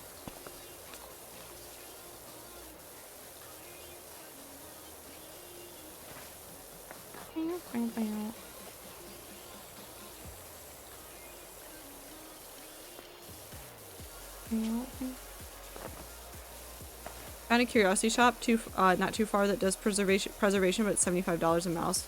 With 7, yeah, too expensive. Yep. But you might be able to find local people that would be willing to do it for less. Kinda depends. It is an extensive process. I can understand why it costs as much as it does. But it is always a little bit disappointing when you're wanting something like that and you're like, well, it's just out of my price range.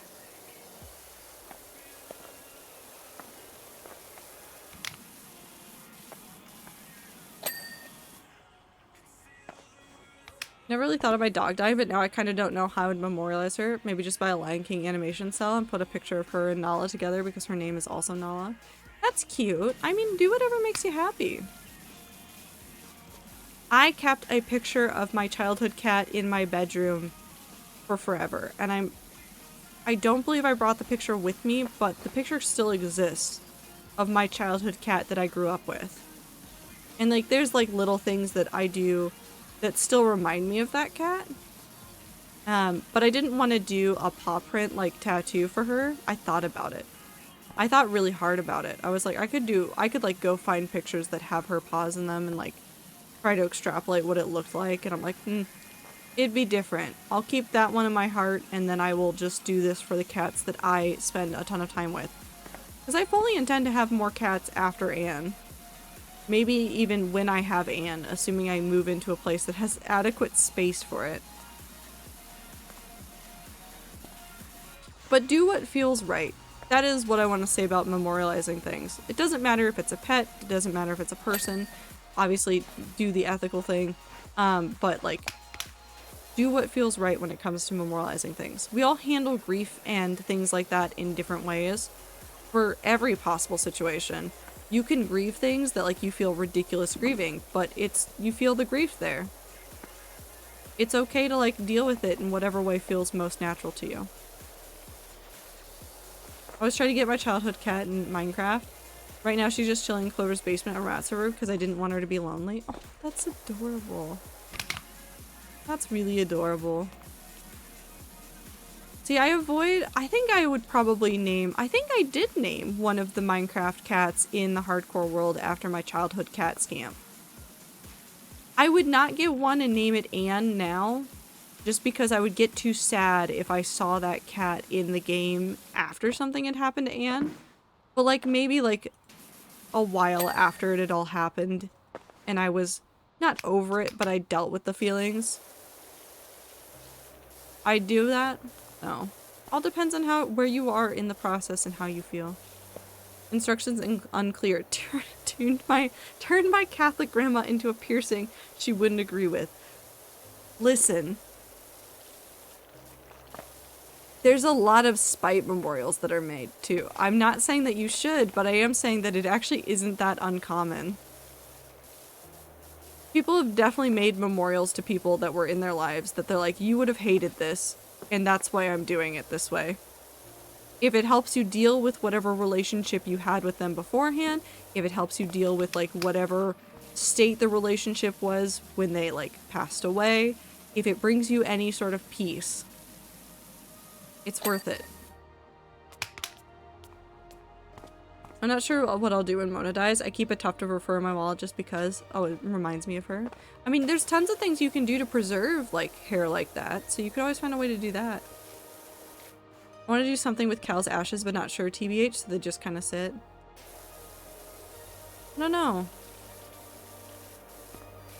You'll find the answer one day. The important part is taking your time with it. That's the important part. Take your time with it and find something that feels right. Also have fun with the ads time.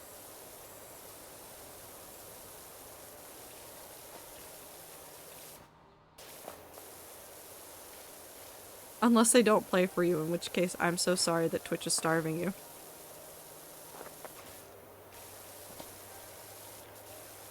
No, they're starving time. Specifically time. This is targeted against time.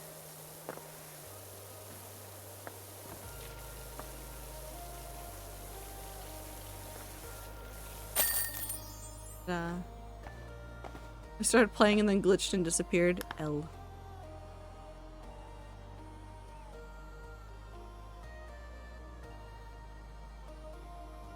Look at that bird I didn't know existed.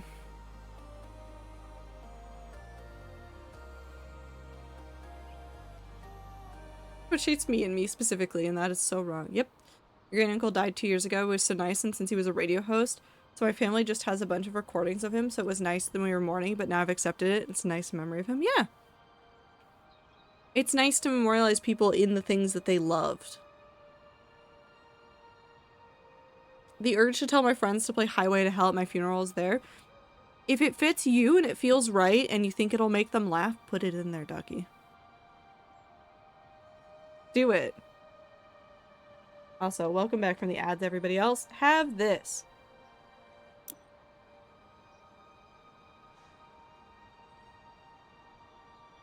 Have this satisfying time lapse.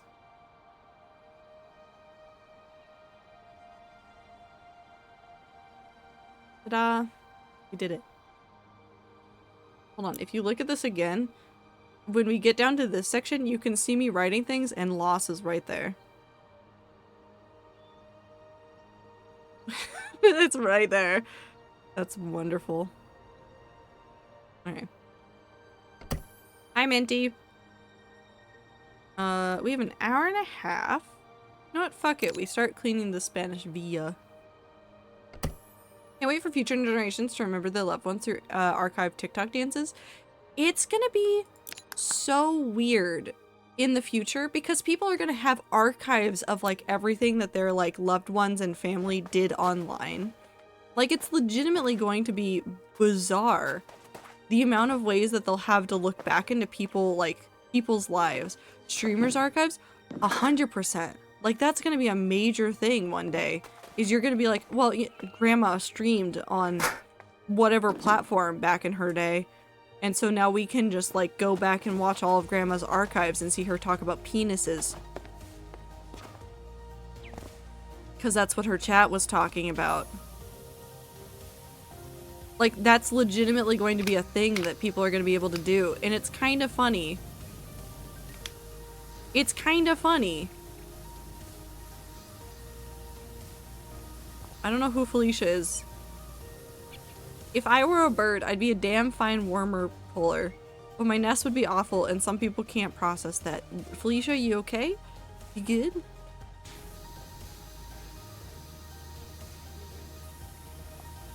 Let's go ahead and just clean the side of this, too.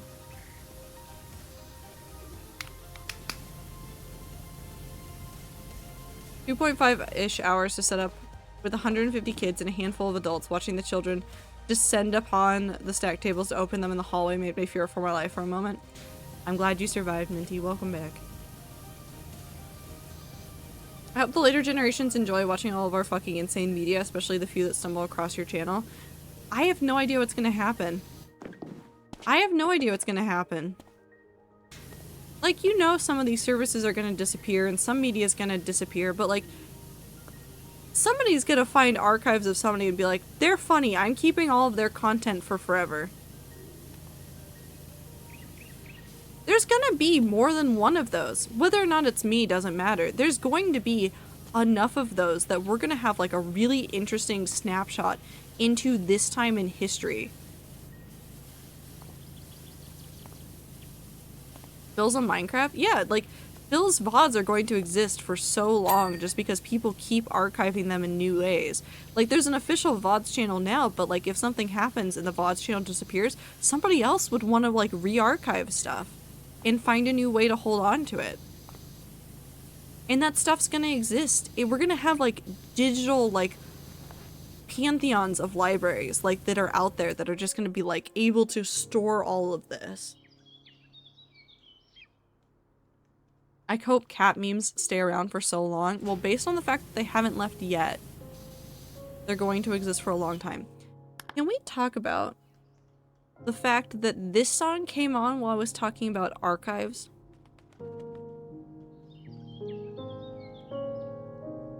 I think Perry is having fun making jokes because this song shows up when I do hardcore lore about the archives in the hardcore world lore, and I think that's hilarious that it said, haha, archives for you.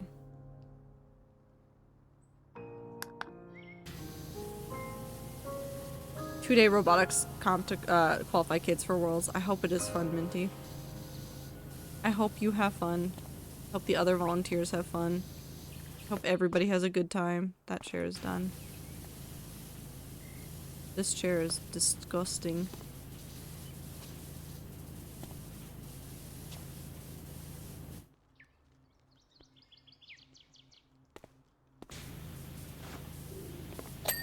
I hope the children do not go too insane. They're gonna go too insane. There's nothing we can do about them. They're gonna go nuts. How much is your hourly rate for power washing? I have 57 money. Ah, damn. My hourly rate is 58. You can have 57ths of a... You can have most of an hour. Unfortunately, that is all I can spare. Great, that chair's done. That chair's done. Table is done. We continue. At least insane enough to be funny. I hope the robotics kids have a ton of fun though, Minty. And I hope you have fun too. I know that like it's stressful with all the setup and like everything, but I hope that it is a very enjoyable experience. For you and for the kids. Want to do combat robotics now? Are you just gonna unleash Beyblades upon the robots? Because I feel like that would be something that you would do. Possibly.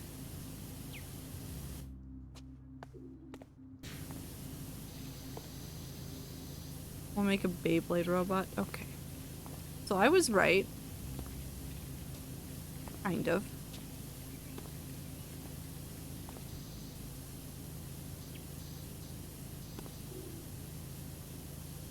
Cat. Cat existed here.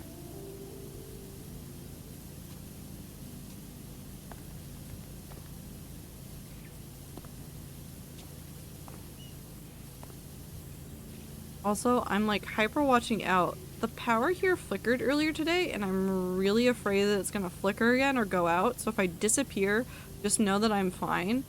There's been like higher winds and stuff, and I think that's what's been fucking with the power. But it's hard to tell, so, you know, just if I disappear, I'm fine. Probably. I've been invited for the adult decompress night, which is a little weird for me if I want to or not, because on one hand, ooh, on the other hand, that is my former teacher and whatnot. They're still like double my age, and I'm not sure if I will really contribute to conversation much. Minty, you will. Go to it. I would honestly suggest going to it. I really, really would. You may still feel like you're one of the kids, but at this point, with the amount of time that you've spent helping with like new kids learn everything, you should go to it. See some of the behind the scenes stuff, talk to the other adults there, like, do it. Really, do it. I will always love them dearly, and so will other people. I will use that to my advantage. Ether. Don't make the sad robots. I don't need to think about the sad robots right now. I don't need to think about sad robots right now. There's so many ways to make robots sad. I can do it to myself. I can also do it to all of you. By reminding all of you about the rover that basically said in its final message, it's dark out. No, what is it? What is the phrase? What is the phrase of that one rover?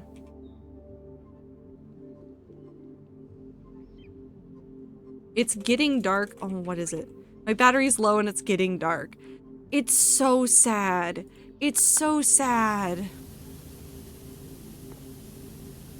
It's so sad. It's night where it should be day. No. It was so sad, though. The whole context behind it as well was that it was already not like, not that the robot was dying, but the robot was having issues. The rover was having issues with its solar panels where they kept getting covered in like dust and stuff and like getting covered up. So it was having a hard time recharging. And so it would do this thing that would like essentially like throw stuff onto the solar panels in order to clear it off. It works. Don't ask questions. But it could only do that while it had power. And so it was reaching a point where it was getting dark and it could no longer do that in order to clear off its solar panels and recharge at all. So it was just, it died. It died. It was trying so hard to save itself and it died. Anyways, this is your sad robot time of the day. Didn't it live like 5 years older than they expected? Yes, it did. A lot of those robots have. And a lot of them, when they run into issues, like the teams behind them are able to find really creative ways to like handle all of the issues that they're running into. Like there have been a number of like, not even like rovers, but just things that we've thrown into space when this will be fine, and then find out that it's like positioned in just the right way to where it's not going to be able to do the thing that we need it to. And they've been able to figure out like these minute solutions that like just twist it enough so that we can get the signal back to it and get it to further correct and things like that. And that's like, I love humans. I hate what humanity does sometimes, but every now and then people do a very good, and I really like it when we do a very good. Especially when it's about science and space and stuff like that.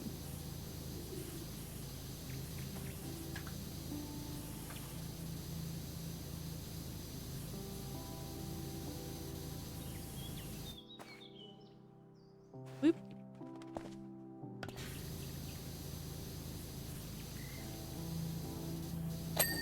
There you go. You know, to have enough funds to make the robots. Under promise and over deliver is the NASA way, and I want to steal that philosophy. Do it. Smart people do so much cool shit. They really, really, really do. And the bar for smart is so low, it's surprised how many humans can't surpass it. People are doing all sorts of things all the time that I sit there and I go, how did we figure that out? But then like it happens often enough that I like sit there and I go, that's how we figured it out. We had a couple of people that were very dedicated to something that went, huh, I wonder if, and then they go for it, and then they change the world. Because they just have a question and they want an answer and they just go for it.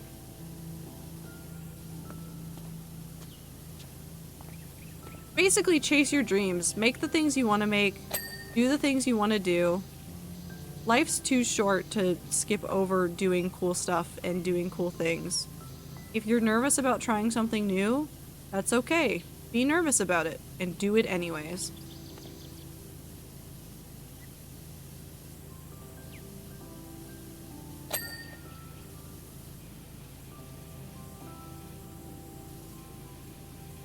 My dream is to kill God. Well, okay. I mean, you can probably do that, Woo. I might believe in you.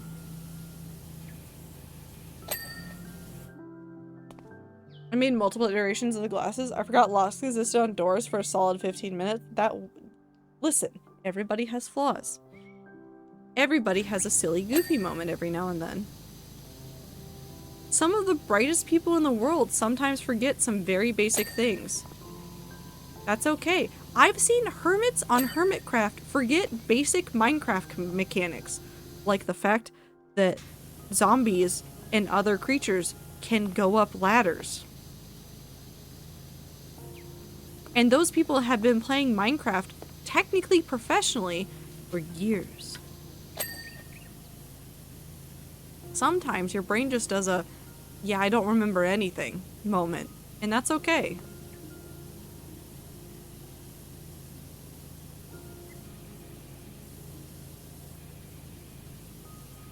Which Denny's do you want to meet up at? Either you're not God.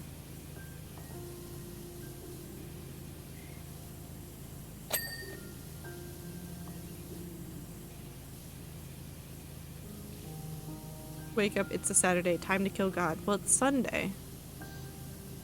Tell that to the God complex? Okay, I'm speaking directly to the God complex. No. Bam, I helped. What would be next Saturday? Ooh, do you have time to kill God next Saturday, or are you booked?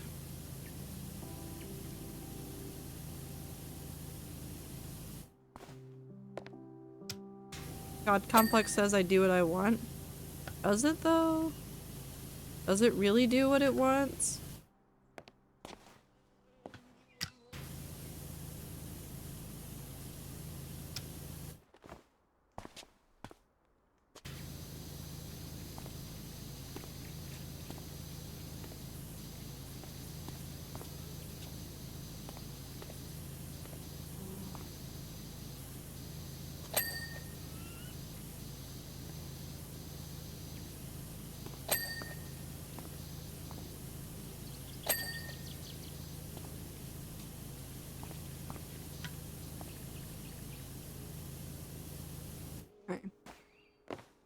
God complex says yes, fuck you. No, fuck you. Either I'm gonna pay for your meal and stroke your head. What? Hey, Woo?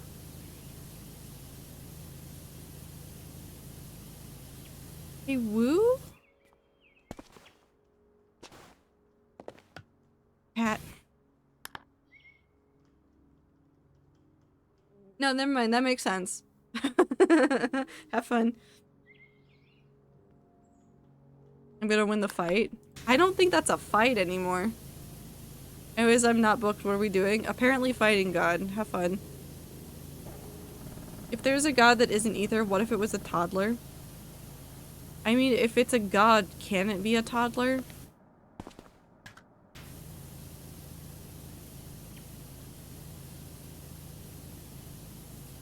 What are gods and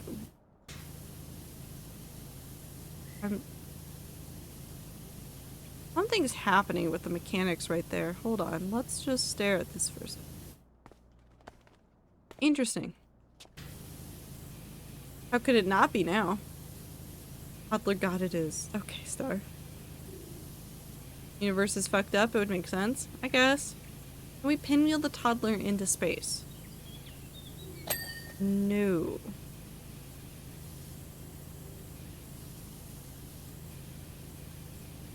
If you eat a god that's human-shaped, is that cannibalism?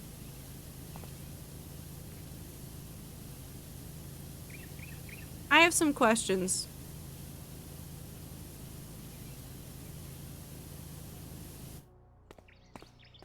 Gingerbread man. No. I don't want this song. Ooh.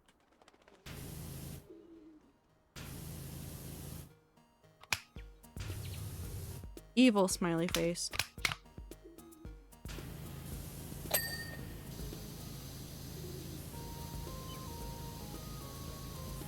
Literally Jesus Christ. But hold on, no, Minty.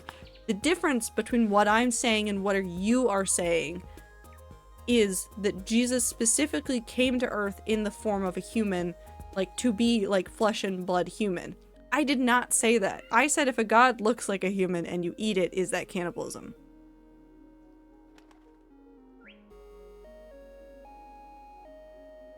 Are you drawing loss again? No, smiley face. Gingerbread god. If a god is made of gingerbread, I want a snack. I want hot chocolate. I think I'm just hungry. I'm just excited about the pizza.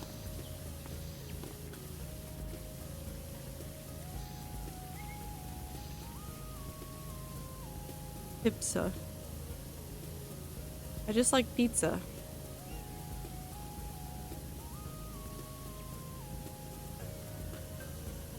Filza. Yeah, that's how Filza got his name. Eat Filza. No! We're not eating Filza Minecraft. Filza Minecraft is not edible. We're not eating him. Well, okay, technically, if you wanted to be a cannibal, you could eat Filza Minecraft. We are not cannibals here. We just talk about cannibals a lot. There is a difference. I hope. Is eating Filza Minecraft cannibalism? Yes! Filza Minecraft is a person!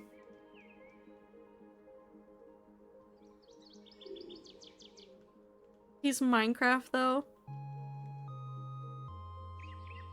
He does have... Filza Minecraft is Minecraft.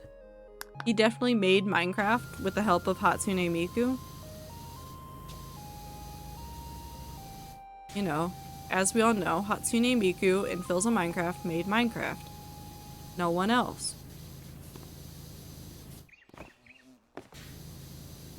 Absolutely no one else. Is eating Hatsune Miku cannibalism? Why did I start this conversation?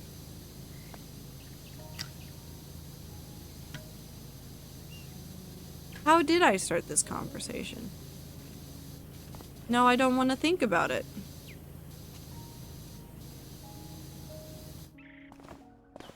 Who said that? Who said what? Is eating Hatsune Miku cannibalism? That's Ether. Why are you gonna fight Ether for that sentence? I feel like Ether said worse things. And that's the sentence you're choosing to pick a fight with?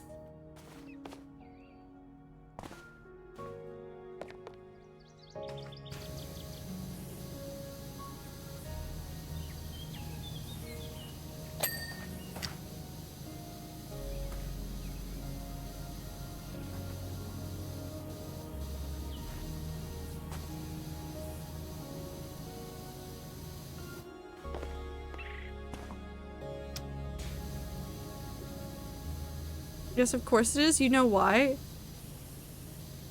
No. I know you like Hatsune Miku. But also, like, there's infinite Hatsune Miku. You don't have to worry about Hatsune Miku. Technically immortal.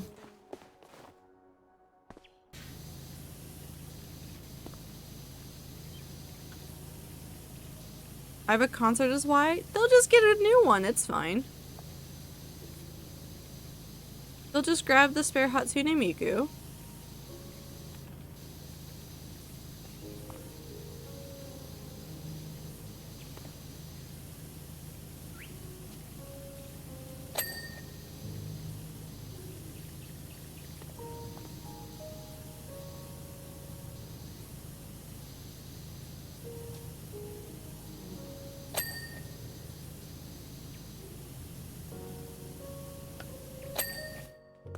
No eating Miku. She doesn't deserve to be eaten. Also, she rock, no eat rock. Or she computer, no eat rock. You could just print her code onto edible paper and then eat that. I don't see any problems.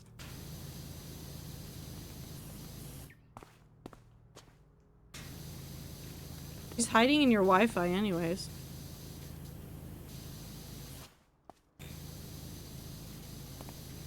Don't laugh at you and say your Meow Meow robots are expendable.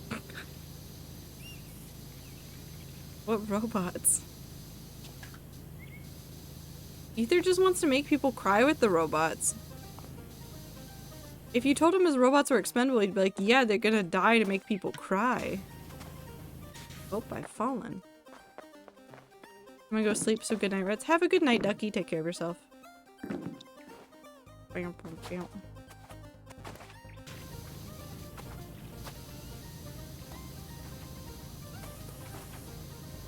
The robots are very expendable, built to be expendable. Smile. Ether. Ether, be nice to the robots. Be nice to the robots, or I guess the rest of us will cry. You're gonna make us cry. That's the plan, though. I know that's the plan. I should know better. Think the place you're washing stinks? Maybe. Probably. At least smells like moss and mold.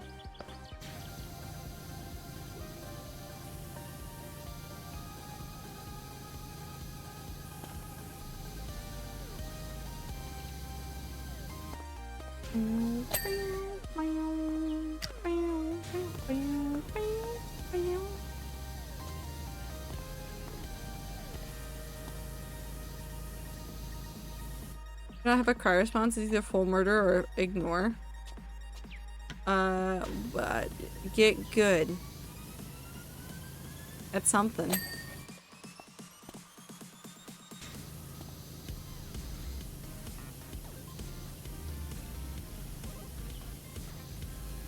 Hey. Hey now. Be an all-star. Get your game on. Go play. Hey now. Superstar? Were you downloading Helldivers 2, by the way? Not until sometime after the year 3 stuff is done. I've got stuff to do this week outside of like stream, and then probably after that I will be, once I'm done with the year 3 stuff, once the stuff outside of stream is done and I'm able to like settle down, it should be fine. Hey now, you're gay now, get your gay on, go gay. Is that what you tell yourself every morning? Why did you have that, like, so readily available, Ether? When are you playing Pong? The best PvP game ever made. I could play Pong. Okay, but, like... Nope, that's just Blaze. That's just... I just remembered a different game. There's a game called... Where did I put it? Lethal League Blaze. That's basically just Pong. Gay ping? Ping? Fuck. I wonder what word Ether's trying to spell there. It's definitely not ping. It's definitely very different from ping. Obviously men. Yep. Yep, men. Lethal League Blaze is just Pong, but more exciting. I should play that on stream and then you can all laugh at me for being bad at it. Hang. Yes. I'm gonna do the last 2 sections at once. Olivia is so fun. It's a very good game. I'm very bad at it. Not for lack of trying, but just because the learning curve is hard. And I'm still trying to get better at it, but I'm not good at it yet. I'm getting closer every day though.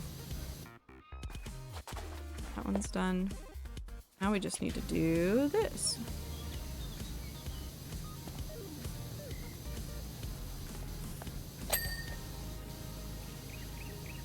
I have so many games and things I want to work on. There's not enough hours in the day.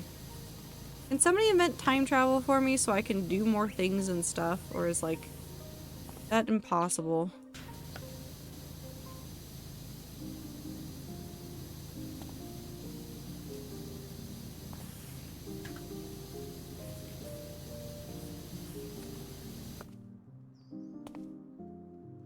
just need like several more hours in the day. To just slow down the Earth's rotation. That would have no negative side effects whatsoever. Then we could float away. It's fine. I'm sure we'd figure it out. I just want time travel. Time travel would be so cool. Teleportation would be sick too. I just have too many friends that live forever away. Just sleep less? No, I cannot function on less sleep. I actively get migraines if I don't sleep enough. It is not in the equation. I love sleep. It's good too. Sleep is so nice. Sometimes you have really vivid dreams too. It's lots of fun. You know what the real problem with time travel is? Space. Yeah, because you gotta think about the fact that things move in space as time goes. It has to be in like a matter of coordinates. That's why space travel, like space teleportation and time travel are going to have to happen together, or teleportation first. And then we'll learn how to time travel. Because in order to do teleportation, you have to take into account like some shift with time, but with time, you really have to figure that stuff out. Otherwise, you can just accidentally put yourself in the void. And that's where you don't want to be. You do not want to be in the void of space.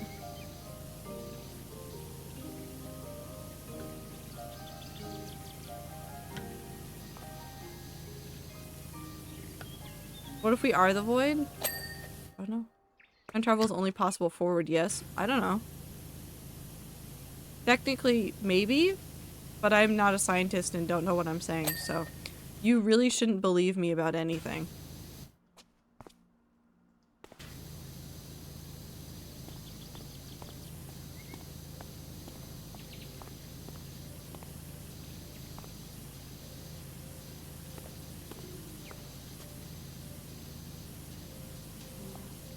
We're gonna do it this way.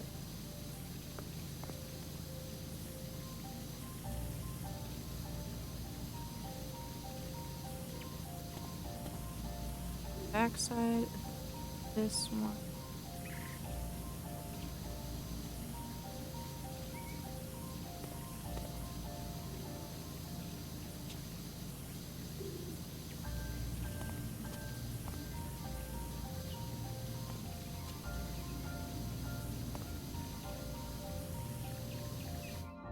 Yeah, just know the faster to light you go, the slower you experience time, / faster you experience time, something like that. Yes and no. It's weird. Also, I'm sorry, I didn't notice there were ads playing, but you got ads if you are not subbed. I'm so sorry. Welcome back, though.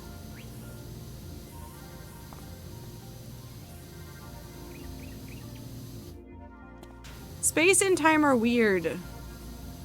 That's all I know.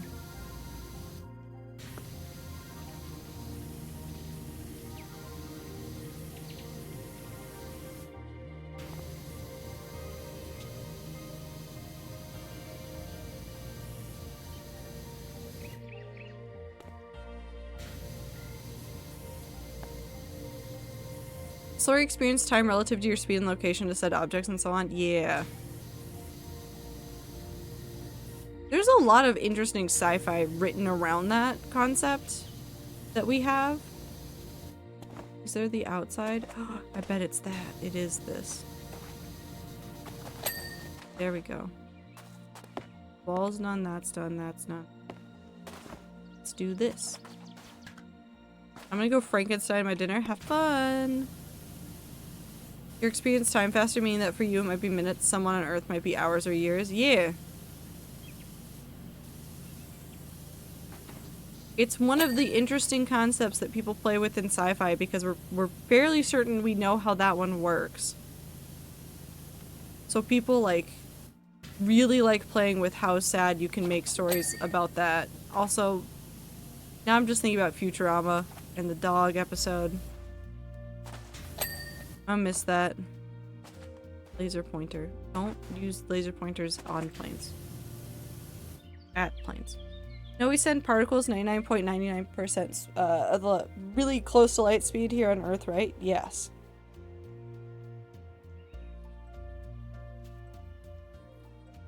It's definitely not that many particles at once, but it is, we're doing things with sending things real fast.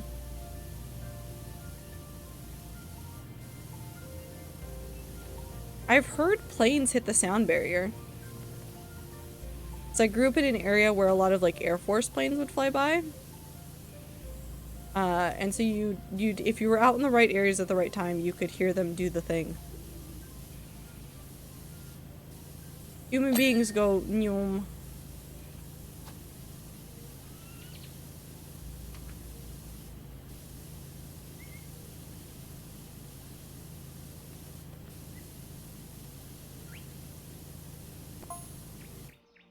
They don't look it, but cats are hopelessly helpless animals. That is a lie, Alicia. I'm just thinking of the tether cars. Those things can go so fucking fast that they're terrifying. They didn't look so cute, nature would have killed them off years ago. That's not true. Cats are menaces to society.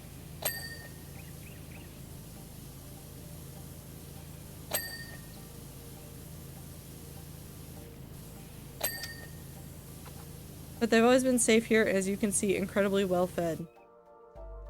I mean, there's a lot of cat prints, but I don't see the food. I like how you can see where I fell, though.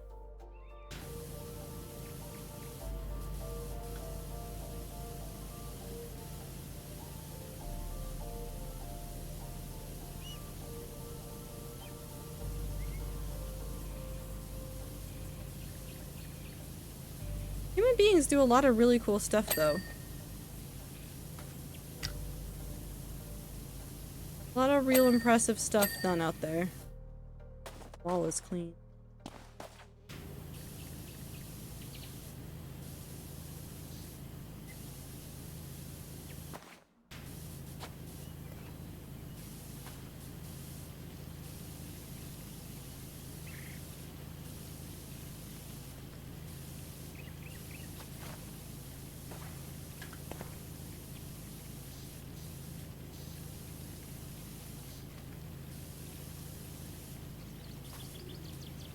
Where's the rest of the dirt? Is it just the corner? It's just the corner.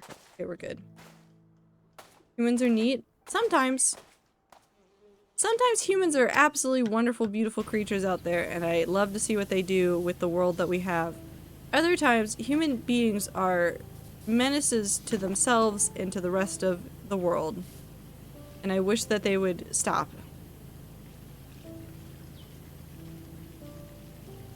Someone used the cell wall of an animal as a monitor to run Doom because bacteria is the pixels? Yeah. Yeah. We talked about that before. There's somebody using, it's like MIT is doing it, right? It's a lab in MIT is using bacteria, I think it's the E. coli, in order to run Doom. It's essentially just going like panel through panel by it. Tons of different ways that people have run Doom. There's Doom on the pregnancy test. Seen Doom on basically everything to ever exist.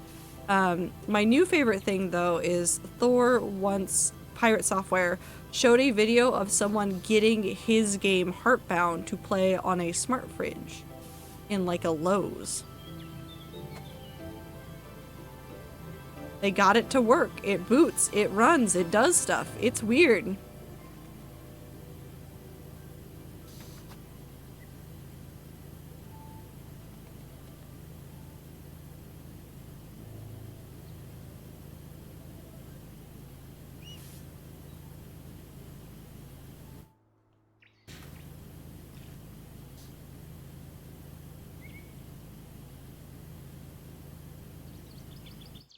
I'm gonna go try and track down the other volunteers / adults. It's past the time that one of the groups of kids were getting there, be in their room check, so time to try and not cry. You'll do fine, Minty. I believe in you. Have a good time. Take care of yourself. I believe in you. You're doing wonderfully. Animals don't have cell walls though. Plants have those. It's a wall constructed of gut cell bacteria. Yeah.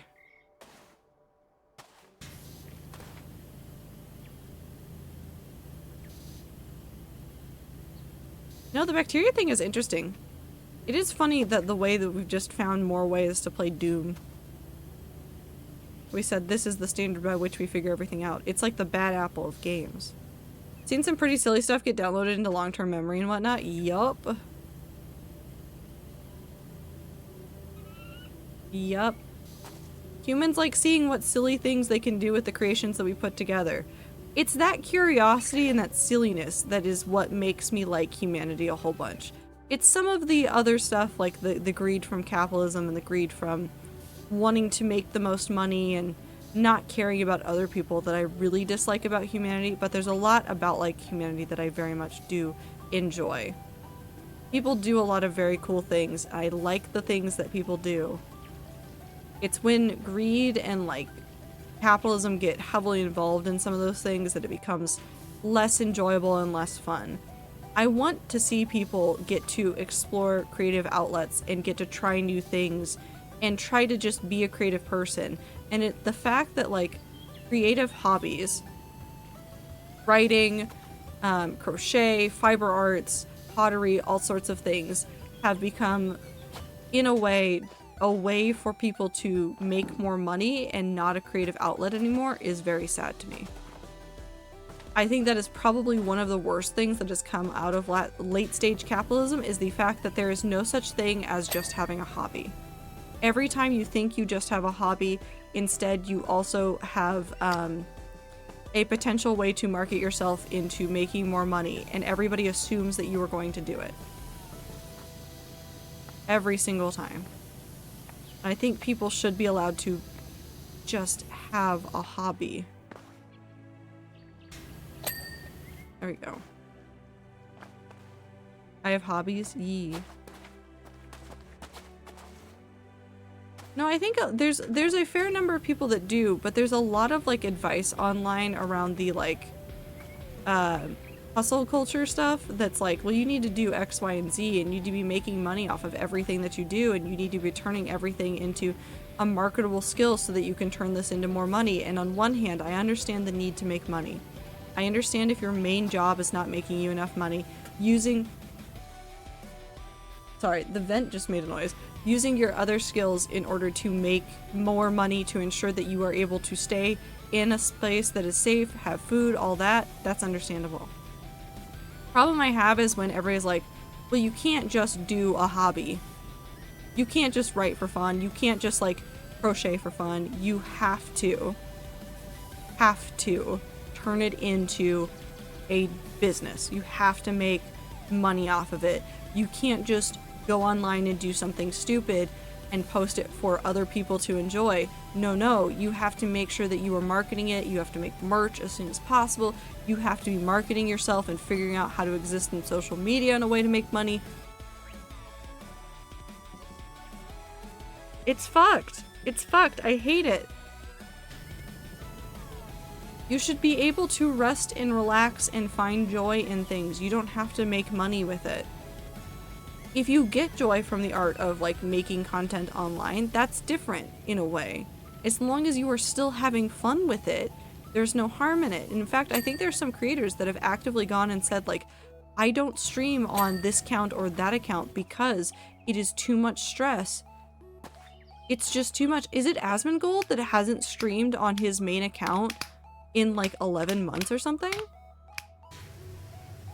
Like, Asmongold has been streaming on his alt where it is not monetized for months and has gone, I am so much happier doing this where I am not forced to like face the making money part of this. I can just sit there and enjoy the thing I like doing.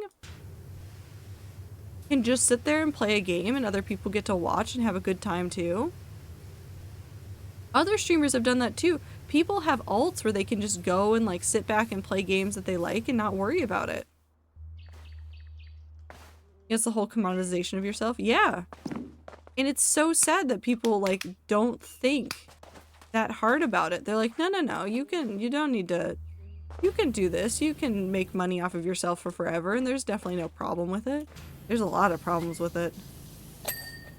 There's so much wrong with it. I mean, think about all the not streamers. Well, I think there might be streamers that have quit too, but like all the content creators that have quit and retired in one form or another. Tom Scott, MatPat leaving the hosting part of game theory. Like, when you are the face of something like that for so long, how do you step away? How do you step away and re-find yourself and find the things that make you happy? And MatPat has been doing that. He started doing shows and things, and it was very obvious that he was very passionate about the other things that he was doing. And he was like, yeah, this and getting to hang out with my family and do other things is what I want to do. So I'm going to stop. I'm going to stop being the face of something. I'm going to stop being the person behind this in the way that everybody sees me now. It's very interesting the way that it's changed. I've seen so many people get burned out because it becomes work rather than a hobby to enjoy. And that's why I think other people have said this as well, but like, if you want to do content creation, on one hand, and I understand this, and it's like, I'm gonna joke about this because I know Woo has put it on the bingo sheet. There is an amount of joy that people get to see somebody playing the latest game immediately. I understand that. But I feel like a lot of content creators see like, oh, well, X game has updated. This is a game that everybody in my audience loves, so I have to play it as soon as it comes out. And there's less of a thought of like, I love this game. I want to play this game as soon as it comes out. A lot in streamers. And again, I'm not like judging streamers for doing what it takes to make money. What I'm doing is saying that like, you see a lot of people losing like sight of like what they started out doing and what they enjoyed about what they were doing when they're doing content creation as a job. And I think I've been like pretty clear about like, I really don't want to do things that I'm not enthusiastic about here. I spent a lot of time playing Minecraft because that's what I wanted to do. I've spent a lot of time playing Jump King because I promised that I would. And if I get to a point where I'm honestly not enjoying Jump King anymore, I will have the conversation with you guys of like, I'm not having fun with this. Can I take a 3-month hiatus from Jump King? And we come back to it and I start from the beginning and we try it again and see how far I can get that time. Like, I don't do things I don't want to do. When you see me play a whole bunch of variety games for like weeks at a time, like it's because that's what I want to do. And like then I go back and I have like a week of like, I want to play so much Minecraft, and then I do that. I think more content creators should feel free to do that. I think there's a loss of I've talked about this so many times. I've talked about this in regards to like Jenna Marbles. There's a lot of like loss of like genuine humans on the internet. People keep turning themselves into machines to make content that people want to see. And like, I know that even Jenna at some point was like making videos that like maybe she wasn't so enthusiastic about, but she still picked weird shit to do. Like she said, no, I kind of like this subject. Let's try this out, see if it works. And that's what I want to see more content creators do, is have the space to be like, I like this weird thing. Let's do this. And explore the things that they want to explore. I think there is like a turning point in society where we're gonna like circle back around to more genuine content. The ad thing blinked in and out of existence. We've seen it before. Like we went from very genuine content creators out there that were kind of doing whatever, like whatever space they were in, they were doing kind of whatever fit their vibe. We're circling back around to people wanting produced content that's very cool, and we're slowly on the other side of that, of circling right back around to we want to see genuine people. This is my dad's fault. Okay, so narrow boats, right? Narrow boats exist in the world. There's a narrow boat creator called Chris Atomic, who she does a lot of like, I think in her spare time she does like a lot of knitting and crocheting and like reading and stuff, and so she on other like platforms talks a lot about like that kind of stuff. But her vlogs from her narrowboat with her partner feel to me the way that old internet creators felt, because it's not like she's producing every second of her life and like trying to make sure that they are doing the most exciting things. She's like, we're going to this place for the next couple of weeks because we think it's neat, or we're going to try this experience because we want to try it. Like, because with narrowboats, you can do long-term moorings, or like putting your boat stationary somewhere, or you can travel around all the time. And for the longest time, she and her partner were going all over the place, and they said at one point, well, let's try like long-term mooring and see how we feel about this area and feel about like staying here like this. Also, one of these balcony posts isn't done. But like, she doesn't like overproduce her content. She just does a really good job of showing really beautiful glimpses into her daily life. And also one time she fell into the canal. That was kind of funny. Also horrible. If you fall into a canal or something, make sure you like take a shower and like rinse off immediately. But like besides stuff like that, like it's such a genuine look into like some like life. It's not overproduced, it's just simply she's living her best life and having a great time and sharing it with us. Does she spend some time like cleaning up things, like if she's going to be doing like more stuff in the kitchen? Yes. But like you still see her messy kitchen in other shots of some of these vlogs where it's obvious like she lives here. She has a life here.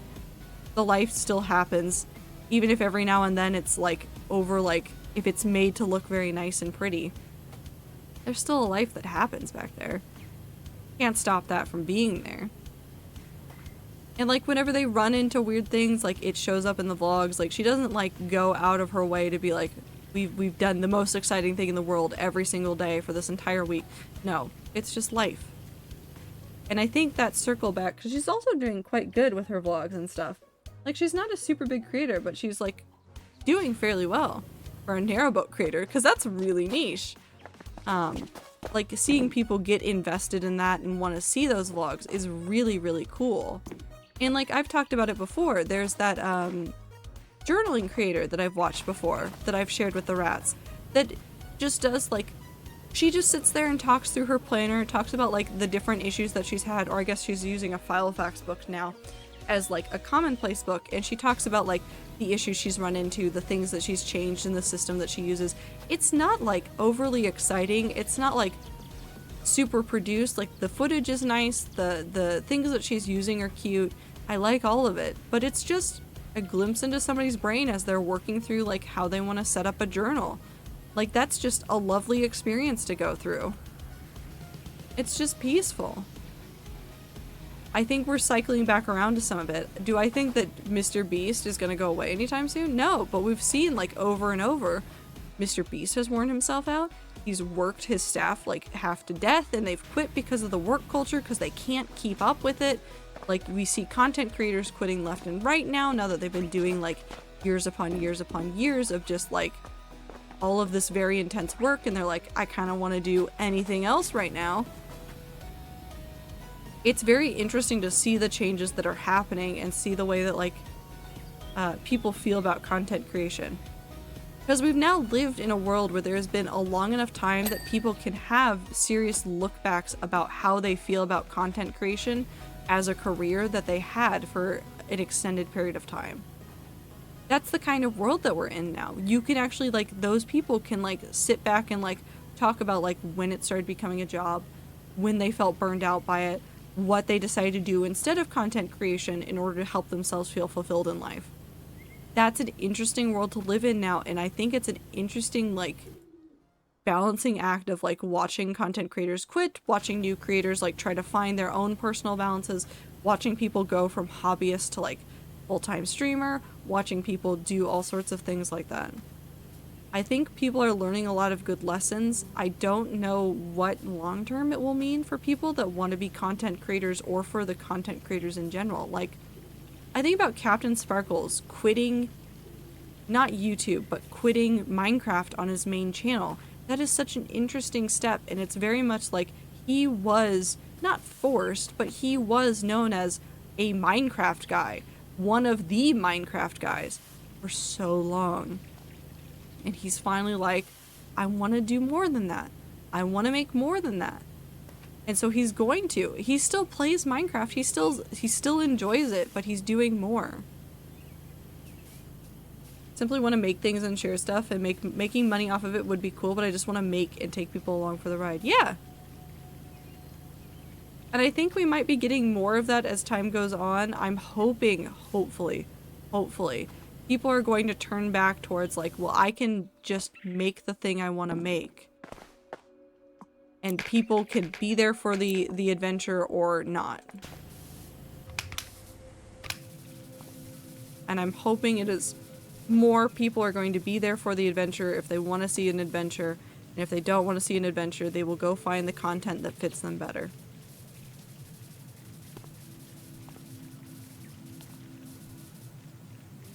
Your horn is probably good. Yeah. I don't usually share most of my hobbies other than gaming and football. Yeah.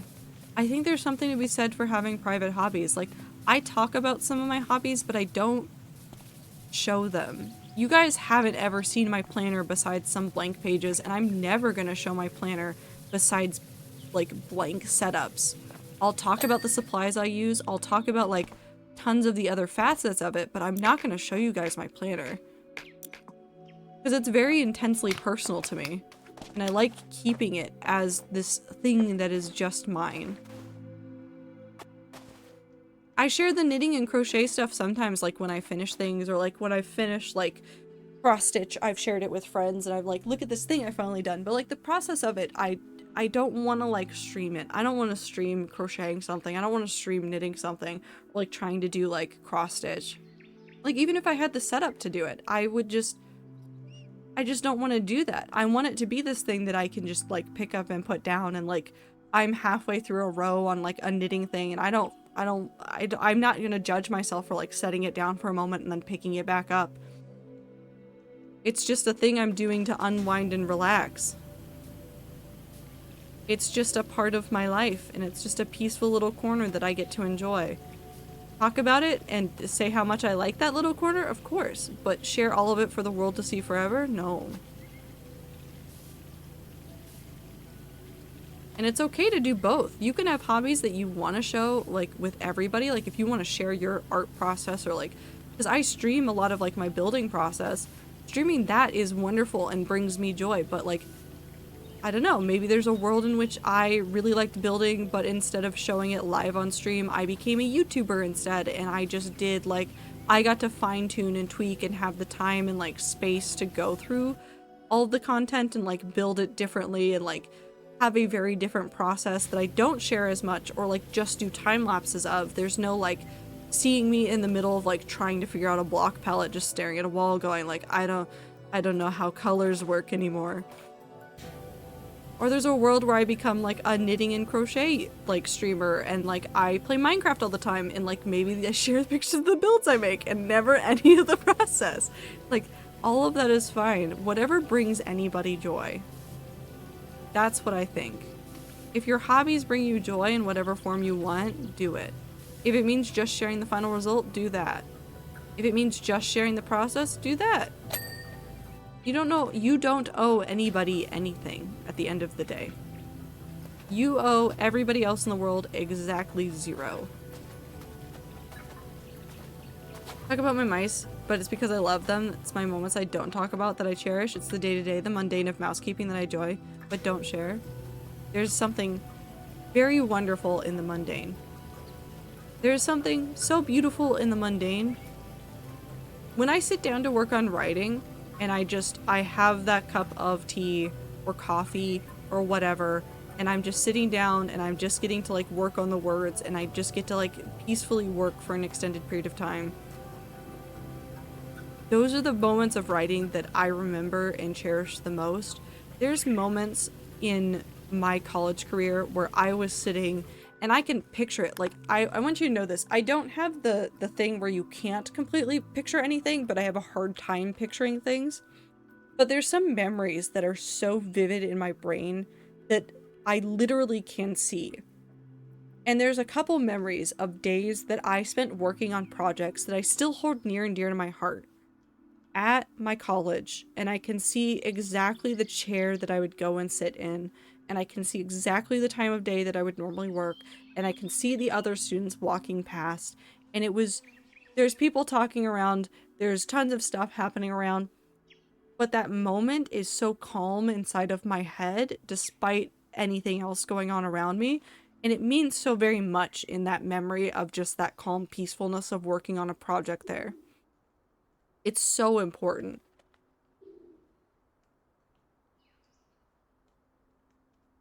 If it means obsessively chocobo racing for 13 hours straight in the middle of the night to nobody, do it. Mm-hmm. Yeah, 100%. As much as I hate it, programming is very nice. Watching the computer slowly understand what I want it to do is great and enraging, but also great. Hey, every hobby is going to be frustrating. If you want to know the number of times I have like rage quit and then re-picked up a project that's knitting or crochet because I couldn't count right when I was doing it, if you could know that, you would probably laugh at how many projects I've like had to set down and pick back up over the years. It's so funny, the number of them that I've just been like, I can't count today. I'm putting this down and one day I'll figure it out. And I have. Some of those projects I figured out, and then I gave them to my friends because I was making them for my friends. Gay. Being gay. Hey, if it brings you joy, be gay.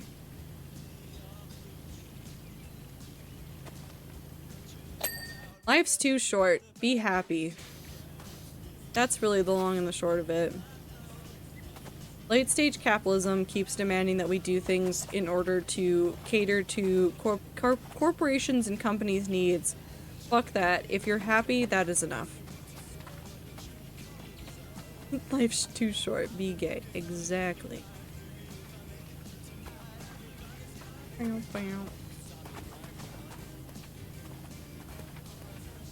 World's crazy enough. Do what you can to be happy. I'd rather see more people be happy than anything else.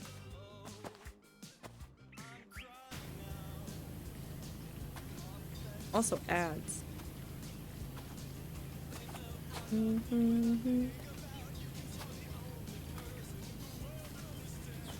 Every hobby has the sucky bit. Mice keeping, you think it's the poop, but strangely I'm desensitized to domestic mouse poop. Yep. Honestly, the worst part of any hobby is going to depend on the person doing it, because everybody has their own pet peeves. I hate untangling unruly balls of yarn more than I would ever care to admit. There are a couple of projects that I have completely abandoned because the yarn got tangled and it turned into like such a large knot that I couldn't undo it, so I just scrapped the entire project. It is my least favorite thing when an entire project gets tangled up like that. Legitimately, I will go insane untangling those yarn balls.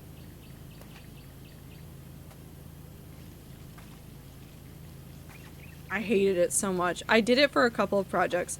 It happens with cross stitch too, and with cross stitch it's honestly worse because it can mean like having to go back and redo some sections if it gets too tangled and I have to cut it. Ugh. Is a puzzle? No, that's fair. Puzzles are very nice.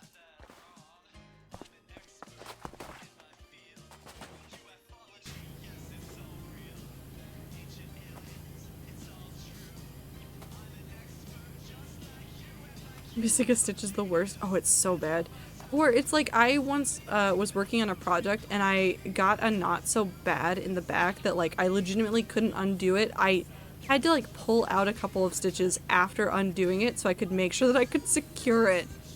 And then I had to like restart the whole section in the middle and it was awful. With cross stitch, it's stabbing yourself. No, see, I'm pretty good at like stabbing the same part of my finger, which does not sound like a great thing, but it does mean that when I cross stitch for like weeks at a time, I build up a callus, so I don't, it is less likely to make me bleed.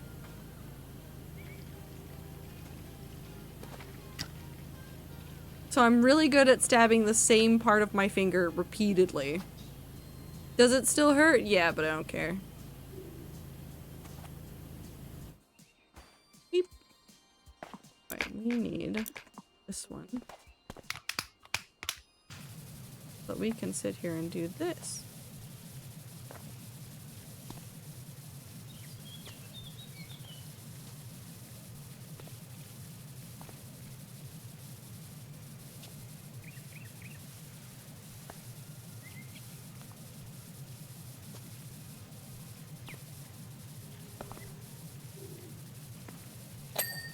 Ta-da! We did the roof.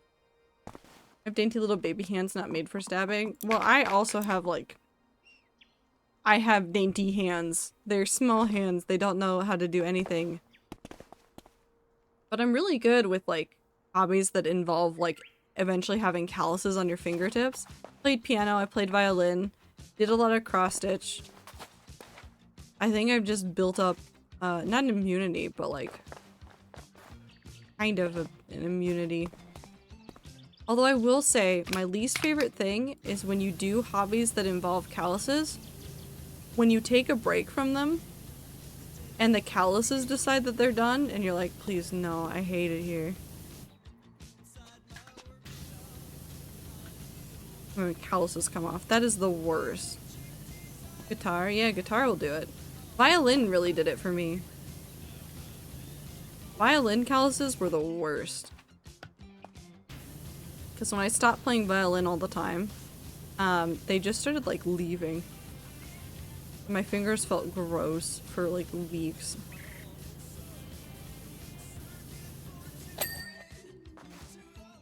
Marching band with a sousaphone was a time. I bet it was. That does sound like a time.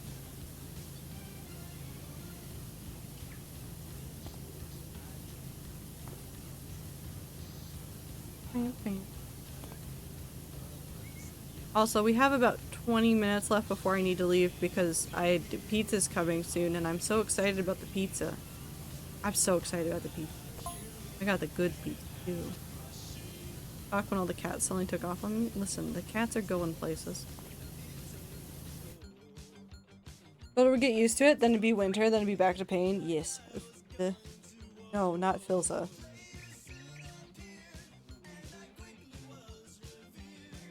Yeah, no, when you stop doing something and then you have to train your body to get used to it again, it's the worst. Playing violin wasn't just like about the calluses, it was about some of like the posture stuff. Like my brain, like I still remember the posture and how it feels, but like my shoulder, when I started playing violin, got so angry. And I used to have the worst posture when I played violin. And then I'd get really used to it, and then I stopped playing violin, and then I think that was around the time I went to college. I didn't take my violin with me. And then I went home and decided to play the violin again at some point, and oh, my back. My back hurt so bad from trying to like retrain the like posture. That was actively the worst part of the experience. And you think I wouldn't lose all of it, but no, it was long enough that my brain was like, I don't need to remember how to sit. I don't need to remember how to do this anymore.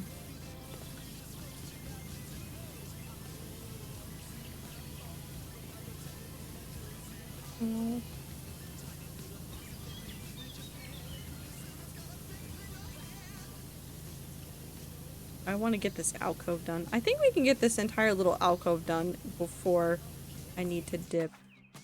At least I'm pretty sure. We'll find out. That pop.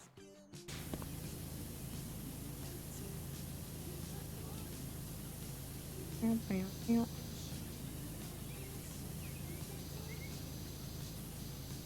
this moat just be a $20 bill? No. I don't want to encourage you guys to give me money for pizza.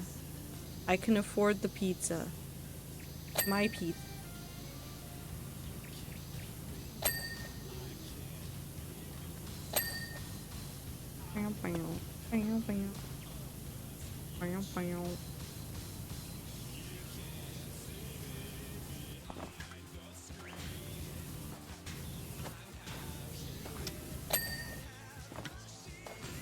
Come on.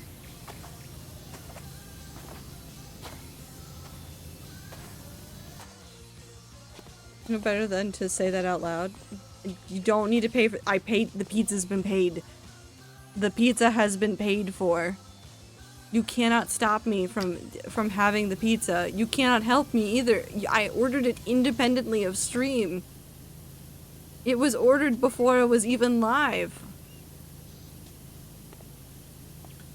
You can't do anything about the pizza.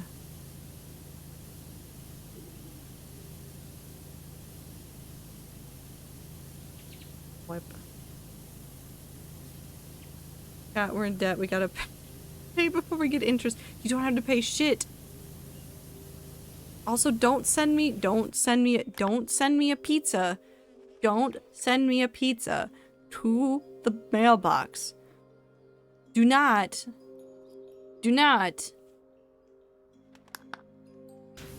Unless it is, hold on, actually, hold on. Wait, hold on.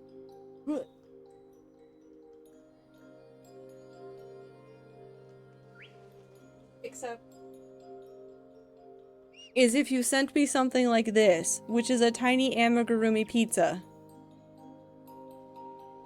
Tiny amigurumi pizza you could send to me. I'd be okay with that, but you cannot send me real pizza or real food. Very cute. Yee. There's a crochet content creator on here who does not stream frequently anymore, but I have just like scattered around, especially in my office. But she used to sell amigurumi stuff on Etsy, and she had a Patreon for a while, and she would just send out little things. I have a lot of them still just like scattered around, but she was very nice. Liked her very much. She was one of the people that, like, watching her content made me really want to do more crochet stuff. Do I know how to do amigurumi? Absolutely not. I do not know how it works. I have no idea how it works. Can confirm, please do not send actual pizza to P.O. boxes. Would like to clarify that I did the mail command for the bit. No, that's fair. But yeah, don't send food to P.O. boxes. Mine or otherwise. Don't send food through the mail. Technically, don't do that. Can get people in trouble, / they will not deliver it. Unless it is, like, preserved. And even then, don't do that to people. Some food can be fine in the mail. Yes, some food can be fine in the mail. However, if you are sending it to streamers and stuff, be aware that streamers and people will likely not want to consume anything that strangers send through the mail unless they are expecting it and it was, like, discussed beforehand and you are a trusted person. Do not send strangers food. Do not eat food from strangers on the internet. I say that as somebody who got a bag of candy from Minty once and then ate it. Technically, I met Minty in person for that, could verify that the food was mostly fine. It was Sour Patch Peach things. I don't think Minty counts as a stranger on the internet anymore for me, but it's fine. But yes, be, like, conscious of that. Don't send strangers food. Don't send streamers food. It will freak them out. Unless it was discussed beforehand. Send soup in the mail. Okay, but Ether, I would be worried if you sent soup in the mail, because what kind of soup are you going to send?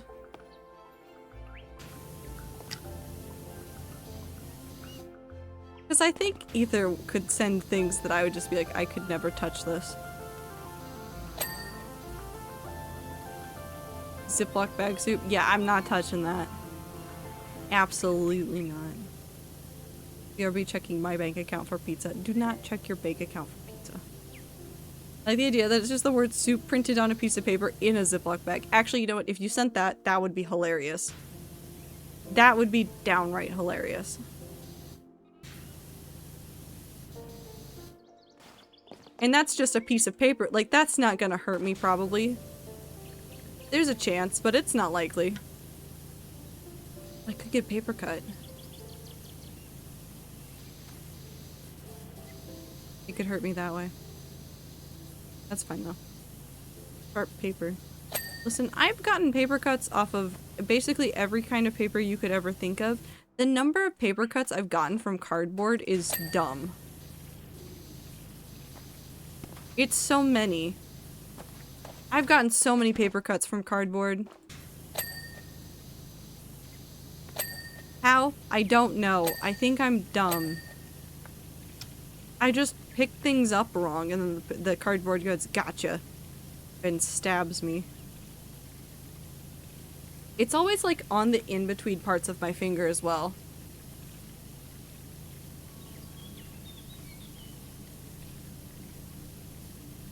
Usually like here. 3 cardboard sculptures I had to make for class. My fingers pain. Yup, it can hurt.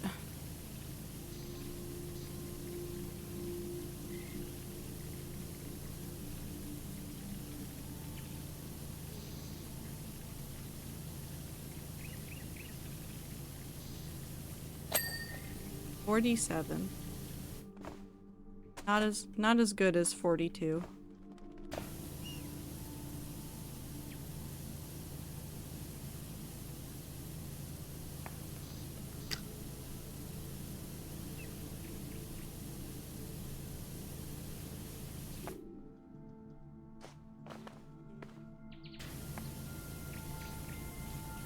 I don't know why I'm doing this when I can...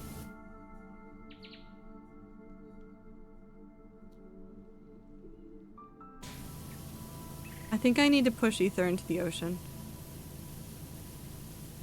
Hey chat, who wants to help me put ether in the ocean?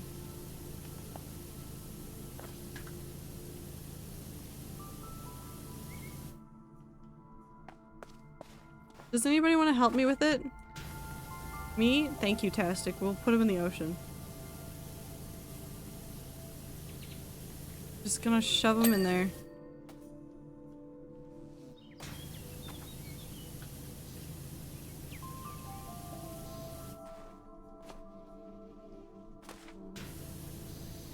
I can't wait to be salty and wet. Okay.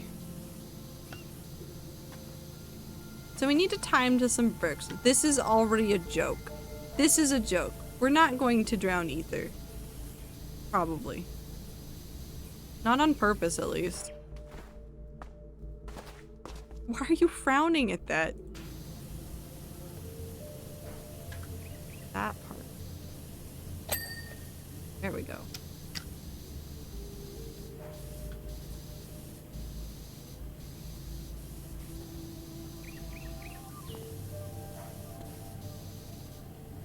If he drowns, then his fault. Learn to swim, jackass.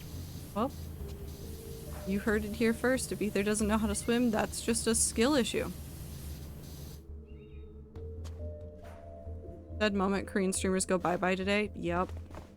It is really sad and disappointing that the Korean streamers aren't going to be able to use Twitch anymore. For just to clarify before anybody starts going, well, like, fuck Twitch. Twitch is genuinely, in this situation, getting fucked over by the way that the Korean ISPs are doing stuff. They are specifically double dipping into charging websites like Twitch and also the users of it. So they're double dipping by getting like money from both, and they charge companies that show video a shit ton of money. A lot of money. It's a local issue. It is not because of Twitch. It's not a Twitch bad moment. It is a local issue. It is incredibly sad to see, and to any Korean viewers out there, I know you won't be able to see this at some point, but like, we're gonna miss you just as much as you're gonna miss us. Like, it is that simple. I really do wish it could be different, but it is a issue larger than Twitch. YouTube can handle it, but not a lot of other websites can. Well, we'll see if it changes again one day. Maybe it'll all shift over. We don't know. Maybe, hopefully, one day we keep our fingers crossed.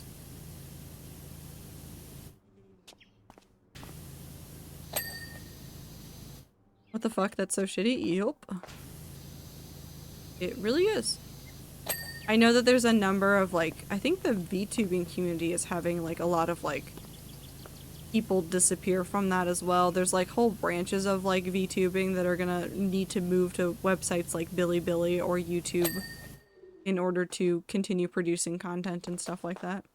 It looks so nice and cute right there, and then all of this is just disgusting.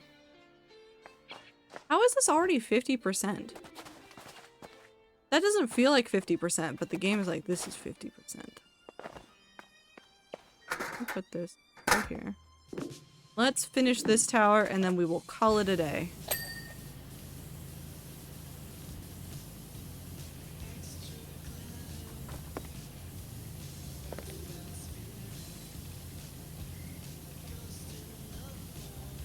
But it's the way the cookie crumbles, I suppose.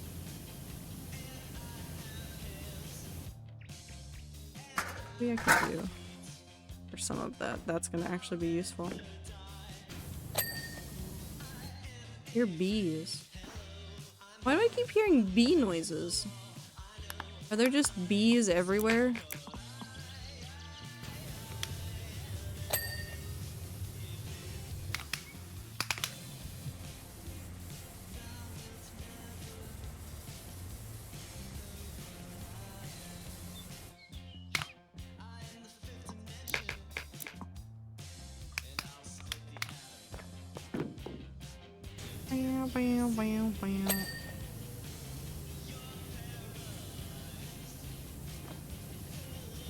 Am I sliding? Okay.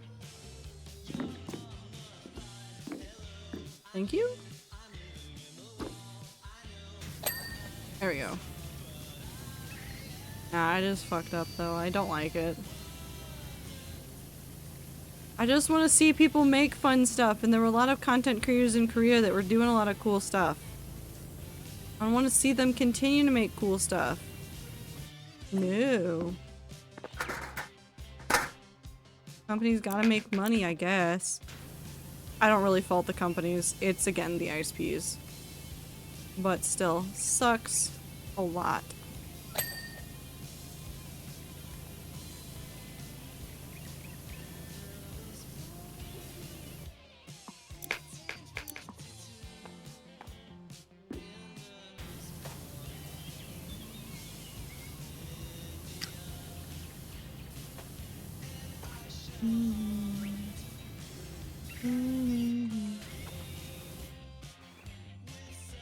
I'm gonna head off and go EB sleepy before you end streamy. Have a good night. We only got a couple minutes left, but take care of yourself, get good sleep. To anybody that needs to go get sleep, please make sure to do so. Take care of yourselves out there. Life's chaotic. Life's too short. Take care of yourselves, be happy. All that good stuff. Are you telling me to go to sleep, or are you telling Taz to go to sleep, Star? I'm not going to sleep. I'm gonna eat pizza, and then I'm gonna work on projects. You go to sleep. You be happy. Yes. I love the... I really do want more people to have the chance to do more things that make them happy. If you get the chance to do something that makes you happy, do it. I don't care if everybody else in your life is yelling at you that, like, this choice you're making is the stupidest one you've ever made. If it brings you joy, you do it. You do it, you chase that joy, you do that thing that makes you happy.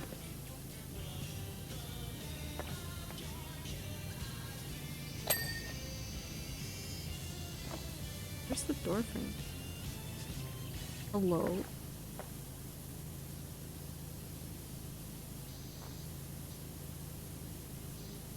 Where's the facade still? Is it on the floor? Huh?